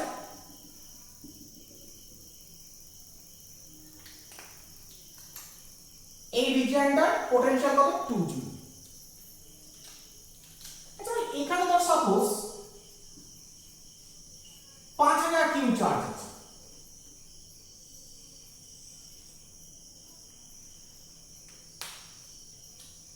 আচ্ছা 5000 কিউ চার্জ আছে, তাহলে এই 5000 কিউ চার্জ যে রিজিয়নটার মধ্যে আছে সেটা এই রিজিয়ন। দেখা গেল এই 5000 কিউ চার্জটার পোটেনশিয়াল 1 জুল। এটা কি potential of charge plus 5000 Q, potential of charge 5000 Q. এদের মধ্যে ডিসটেন্স ধর আর। যে তুমি বল এই যে দুটো বডি, এটা একটা বডি, এটা একটা বডি, এটা একটা চার্জ বডি, এটা একটা চার্জ বডি, এর মধ্যে 5 কিউ চার্জ আছে, পোটেনশিয়াল 2 জুল, এর মধ্যে 5000 কিউ চার্জ আছে, এর পোটেনশিয়াল 1 জুল। এটা কোন একটা তার দিয়ে কানেক্ট করে দিলাম, কি তাই তো? তার দিয়ে কানেক্ট করার পর চার্জের কিন্তু কি করবে, মুভমেন্ট কিন্তু কি ঘটবে। যখন আমি ইলেকট্রিক ফিল্ড পড়িয়েছিলাম, প্রিলিমিনারি আইডিয়া অফ ইলেকট্রোস্ট্যাট পড়িয়েছিলাম, তখন বলেছিলাম যেটা অনাহিত বস্তুর সঙ্গে একটা আহিত বস্তু, একটা আনচার্জ বডির সঙ্গে একটা চার্জ বডি নিয়ে এলে চার্জ বডি থেকে চার্জ আনচার্জ বডির দিকে যাবে। একটা প্লাস চার্জ বডির সঙ্গে যদি একটা মাইনাস চার্জ বডিকে নিয়ে আসি, তাহলে প্লাস চার্জ বডি থেকে মাইনাস চার্জ বডি বা মাইনাস চার্জ বডি থেকে প্লাস চার্জ বডির দিকে যাবে। কিন্তু আমি তখন অনেকেই তোরা প্রশ্ন করেছিলি, স্যার এই চার্জের আদান প্রদান কতক্ষণ ধরে চলবে? এই প্রশ্নের উত্তর দেওয়ার সময়তে আমি তোদের বলেছিলাম এই চার্জের আদান প্রদান ততক্ষণ ধরেই চলবে যতক্ষণ না পর্যন্ত দুটো বডি পোটেনশিয়াল বা বিভব সমান হয়। এবং বলেছিলাম এটা আমরা বিভব বা পোটেনশিয়ালের চ্যাপ্টারে থেকে ডিসকাস করব। আজকে সেই ডিসকাশনের সময় চলে এসেছে। অর্থাৎ এর মধ্যে আছে 5 কিউ চার্জ, এর মধ্যে আছে 5000 কিউ চার্জ, এটাকে আমি একটা তার দিয়ে কানেক্ট করে দিয়েছি, ডিসটেন্স ধরলাম আর। তাহলে চার্জের ইন্টারচেঞ্জ চলবে, চার্জের ইন্টারচেঞ্জ চলবে। এখানে দুটো কোশ্চেন অ্যারাইজ করে, কতক্ষণ ধরে চলবে, চার্জ কোন দিক থেকে কোন দিকে মুভ করবে। অর্থাৎ এখানে দুটো কোশ্চেন অ্যারাইজ করছে না, কতক্ষণ ধরে আধানে আদান প্রদান চলবে। এই কোশ্চেনটা তোরা ইলেকট্রোস্ট্যাটিক প্রিলিমিনারি আইডিয়া যখন পড়েছিলি তখন আমি করেছিলি। আর 2 নম্বর কোশ্চেন, আধান কোন দিক থেকে কোন দিকে যাবে, কোন দিক থেকে কোন দিকে যাবে, in which direction charge will flow and through how much time the interchange of charge will be continued, কতক্ষণ ধরে চার্জের আদান প্রদান চলবে একটা প্রশ্ন। আর আধান কোন দিকে, in which direction charge will flow, আধান কোন দিকে মুভ করবে। আগে এই প্রশ্নের উত্তরটা খোঁজার চেষ্টা করি। আচ্ছা বলতো, এটা 5 কিউ চার্জ, এটা 5000 কিউ চার্জ, তাহলে চার্জ কোন দিক থেকে কোন দিকে যাবে? পরিষ্কার আমাদের আপাত দৃষ্টিতে আমাদের মনে হচ্ছে যে চার্জ 5000 কিউ থেকে এদিকে যাবে, কারণ এদিকে চার্জের সংখ্যা কি অনেক বেশি, এখানে চার্জের সংখ্যা খুবই কম, তাহলে চার্জ এই দিক থেকে এদিকে যাবে। উত্তরটা কি ঠিক? উত্তরটা ঠিক নয়। কেন ঠিক নয়? কারণ চার্জ কোন দিক থেকে কোন দিকে যাবে, in which direction charge will flow, that does not depend on amount of charge, চার্জের পরিমাণের উপর নির্ভর করে না, কার উপর নির্ভর করে? it depends on its potential, এটা কিন্তু ওর বিভবের উপর নির্ভর করে। Charge always moves from high potential to low potential, উচ্চ বিভব থেকে নিম্ন বিভবের দিকেই আদান যাবে। অর্থাৎ যেহেতু এর পোটেনশিয়াল হাই, এর পোটেনশিয়াল লো, তাই চার্জ 5 কিউ থেকে 5000 কিউ এর দিকেই কিন্তু যাবে। অর্থাৎ এই প্রশ্নটার উত্তর যদি দেখি তাহলে কি হবে, আধান উচ্চ বিভব থেকে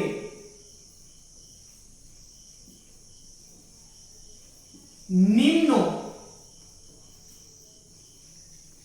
বিভবের দিকে যাবে। অর্থাৎ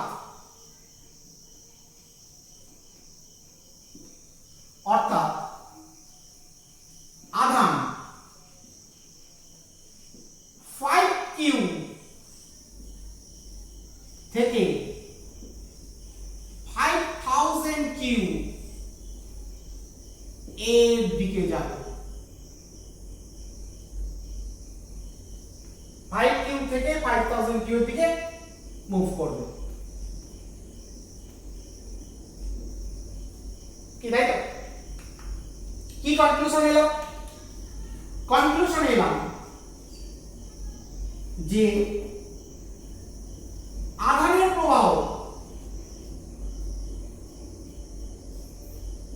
প্রবাহ কখনোই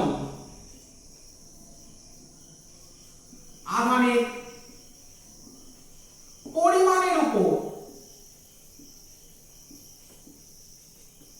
নির্ভর করে না।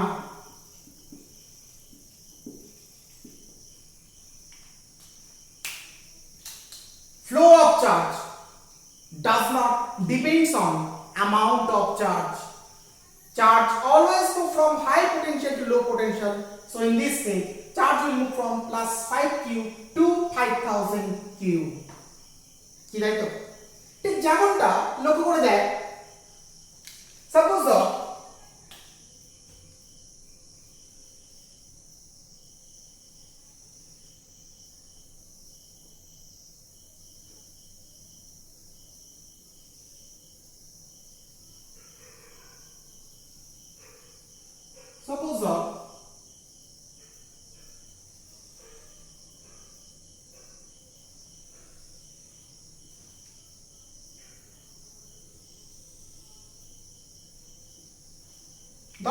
এরকম একটা ট্যাঙ্ক আছে,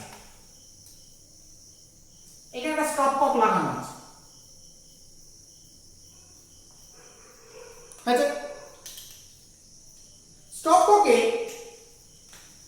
এদিকে ওয়াটার এত অব্দি আছে,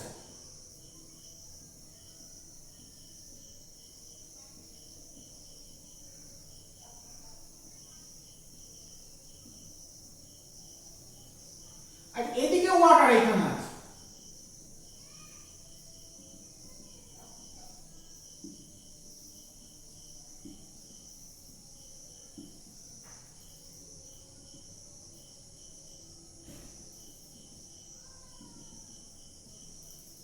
ওয়াটার লেভেল ধর এখানে আছে।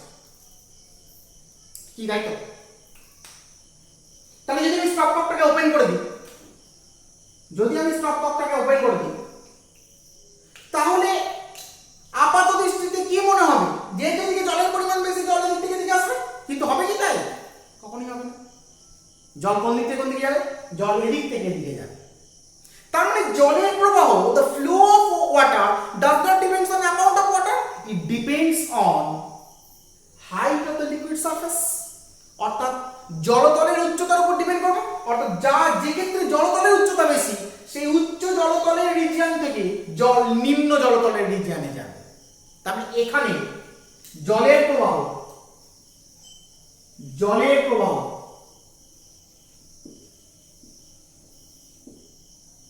জলের পরিমাণের উপর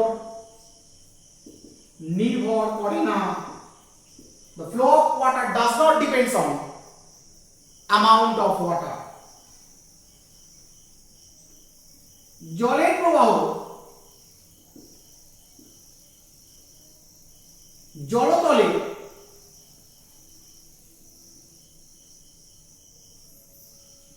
উচ্চতার উপর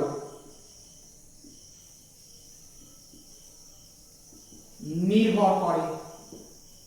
Flow of water depends on height of the water surface.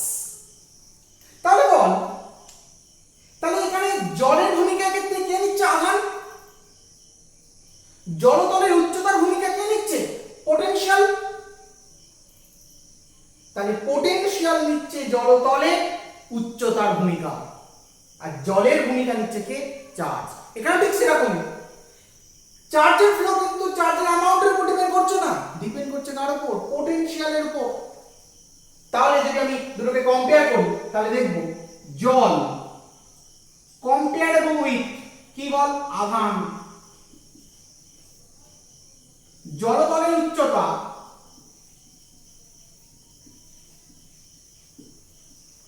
Comparable with কার সঙ্গে কম্পেয়ার করব রে, বিভব। তাহলে ওয়াটার চার্জের সঙ্গে কম্পেয়ার করব, আর height of the water surface is comparable with potential। ঠিক যেমন সাপোজ একটা বডি আর একটা বডি হয়েছে, দুটো বডি, ধর এই বডিটা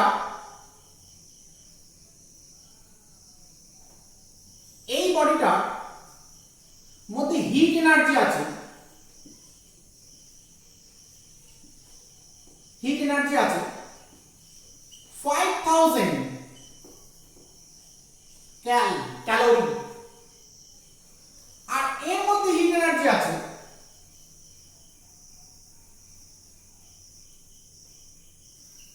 হিট এনার্জি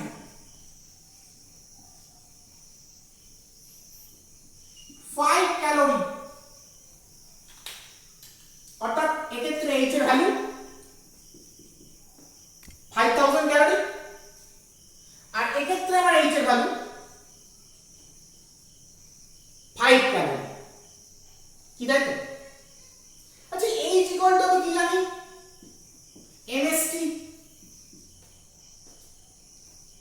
এখানেও H ইকুয়াল টু কি জানি, MST, দুটো একই বস্তু, অর্থাৎ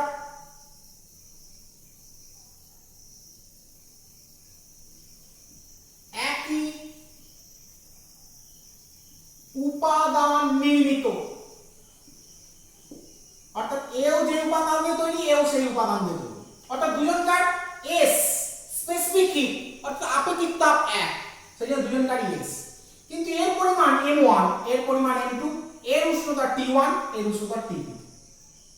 যেহেতু আপেক্ষিক তাপ উপাদানের উপর ডিপেন্ড করে, specific hit depends of its nature, materialistic nature, and as it is made up by same material, the specific heat of both of the body have same, that is heterospecific heat S, heterospecific heat S, কিন্তু এর মাস হচ্ছে m1, এর মাস হচ্ছে কত m2। বলে দেওয়া আছে m1 equal to 5000 kg, T1 equal to 1 degree centigrade,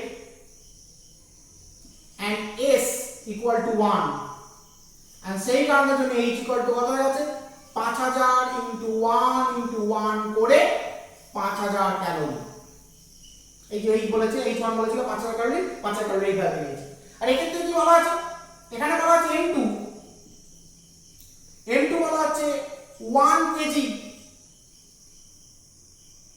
S বলা আছে 1, আর T2 বলা আছে 5 ডিগ্রি সেন্টিগ্রেড। তাহলে এক্ষেত্রে H ইকুয়াল টু কত বেরিয়েছে 1 into 1 into 5 equal to 5 calorie, কি তাই তো? অর্থাৎ এখানে হিট হচ্ছে 5000 ক্যালোরি, এখানকার হিট হচ্ছে 5 ক্যালোরি। আচ্ছা বলতো দুটোকে যদি কন্ট্যাক্ট করানো হয়,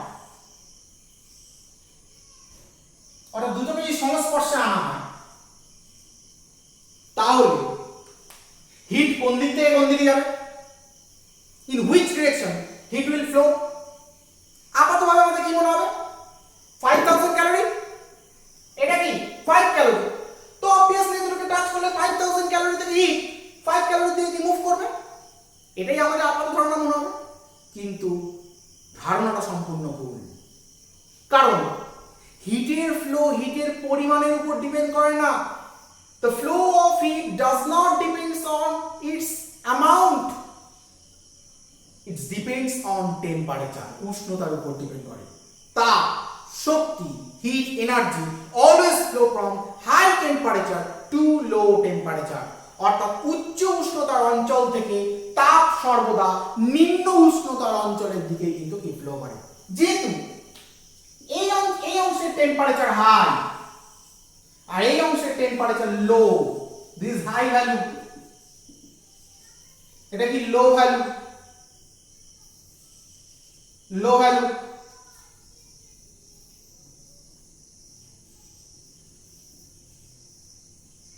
হাই ভ্যালু আর এটা কি লো ভ্যালু। তাহলে হিট কোন দিক থেকে কোন দিকে ফ্লো করবে? এই 5 ক্যালোরি হিটের জোন থেকে হিট কিন্তু কি করবে 5000 ক্যালোরির দিকে কিন্তু কি ফ্লো করবে। অর্থাৎ এখানে আমরা লিখতে পারি, কি লিখতে পারি, তাপের প্রবাহ, তাপের পরিমাণে উপর নির্ভর করে না। কার উপর নির্ভর করে? তাপের প্রবাহ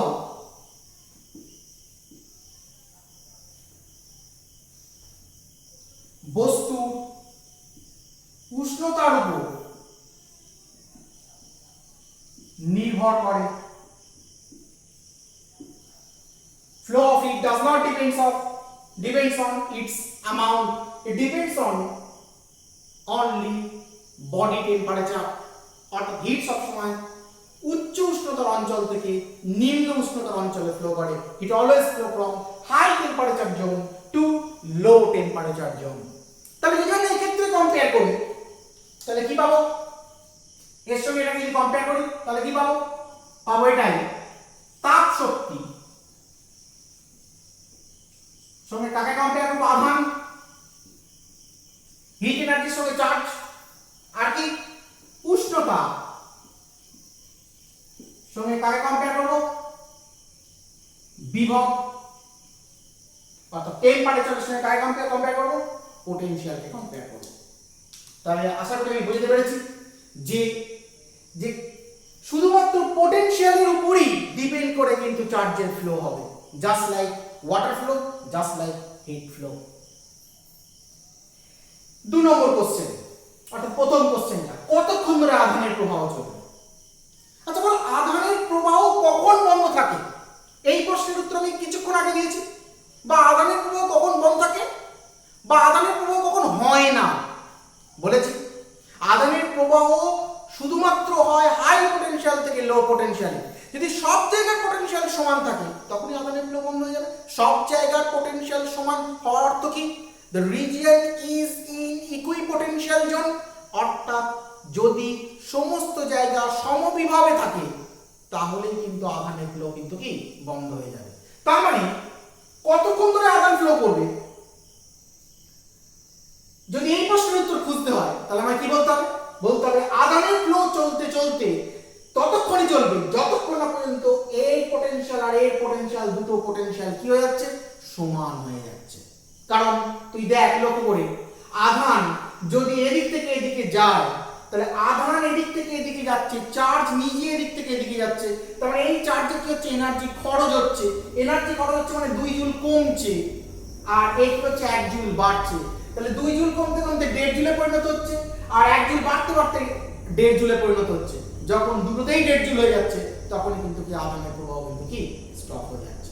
অর্থাৎ কতক্ষণ ধরে আধানের প্রবাহ চলবে? না যতক্ষণ না পর্যন্ত দুটো বস্তু সমবিভবে কিন্তু কি আসছে। until the body, two bodies is in same potential value, until two bodies is in same potential value, the flow of charge will continue. অর্থাৎ যতক্ষণ না পর্যন্ত দুটো বডি একই পটেনশিয়াল ভ্যালু, একই বিভবের মানে আসছে ততক্ষণ পর্যন্ত কিন্তু কি আধানের প্রবাহ কিন্তু কি চলতেই থাকবে। কি তাই তো? তাহলে আমি বুঝতে পারলাম যে আধানের প্রবাহ, আমি তো আগেই বলেছি পটেনশিয়ালের উপর ডিপেন্ড করে। আমি এক্সাম্পল দিয়ে কিন্তু বোঝালাম, with the example of water flow, with the example of heat flow, এবং আরো বললাম যে আধান কতক্ষণ অবধি ফ্লো করবে এবং পার্টিকুলারলি কোন দিক থেকে কোন দিকে ফ্লো করবে। আগে তো বলেছি হাই পটেনশিয়াল, লো পটেনশিয়াল, সেটাকে কম্পারেবল করে তুললাম কার সঙ্গে? ওয়াটার ফ্লো আর কি হিট ফ্লোর সঙ্গে কিন্তু কি কম্পারেবল করে তুললাম। হয়েছে? তাহলে এই অংশটা তোমরা একটু কুইক খাতাকে নোট ডাউন করে নাও। Very good.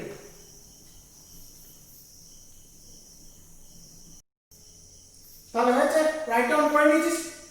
তাহলে আমি কিন্তু ইলেকট্রিক পোটেনশিয়াল কি, ইলেকট্রিক পোটেনশিয়াল একবারে ক্লিয়ার কনসেপ্ট আমি আশা করি তোদের দিতে পেরেছি। কিন্তু এখনো পর্যন্ত আমরা 3 নম্বর প্রশ্নের কিন্তু উত্তর খুঁজে পাইনি।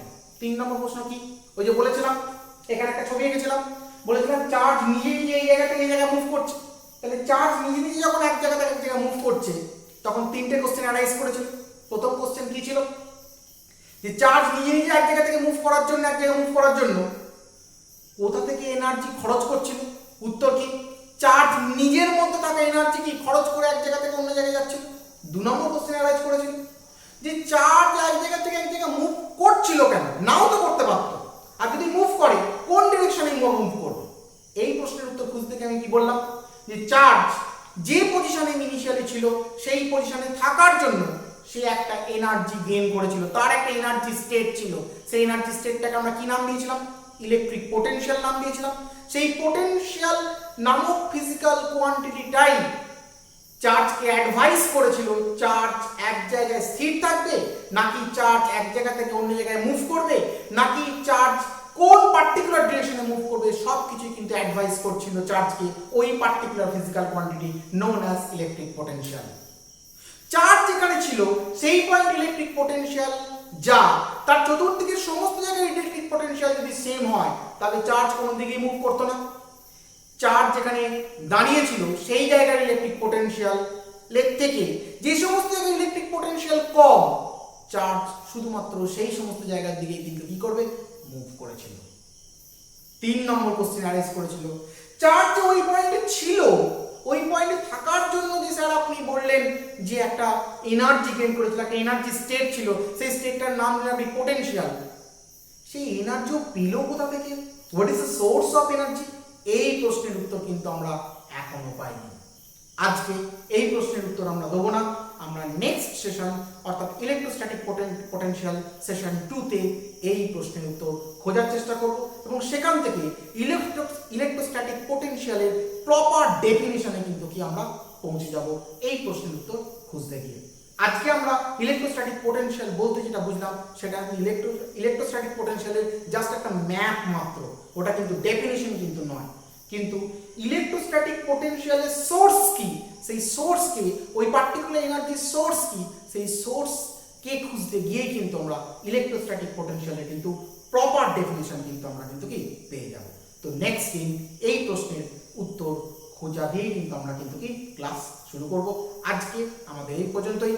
আজকে যেগুলো করলাম খুব একটা পরীক্ষার জন্য, পরীক্ষায় আসার মতো কোশ্চেনের পরিমাণ খুবই কম, কিন্তু চ্যাপ্টারের ইনিশিয়াল ফেজ কি একবারে ক্লিয়ারলি বোঝার জন্য, কনসেপ্ট ক্লিয়ার করার জন্য আজকের পড়াটা কিন্তু খুব ইম্পর্টেন্ট, যেটা কালকের বা নেক্সট দিনে যেটা আমরা পড়াবো সেটা বোঝার ক্ষেত্রে কিন্তু খুবই কিন্তু হেল্পফুল হবে। সুতরাং আজকের পড়াটাকে খুব ভালো করে রাইট ডাউন করে নেবে এবং বুঝে বুঝে কিন্তু কি রাইট ডাউন করে নেবে।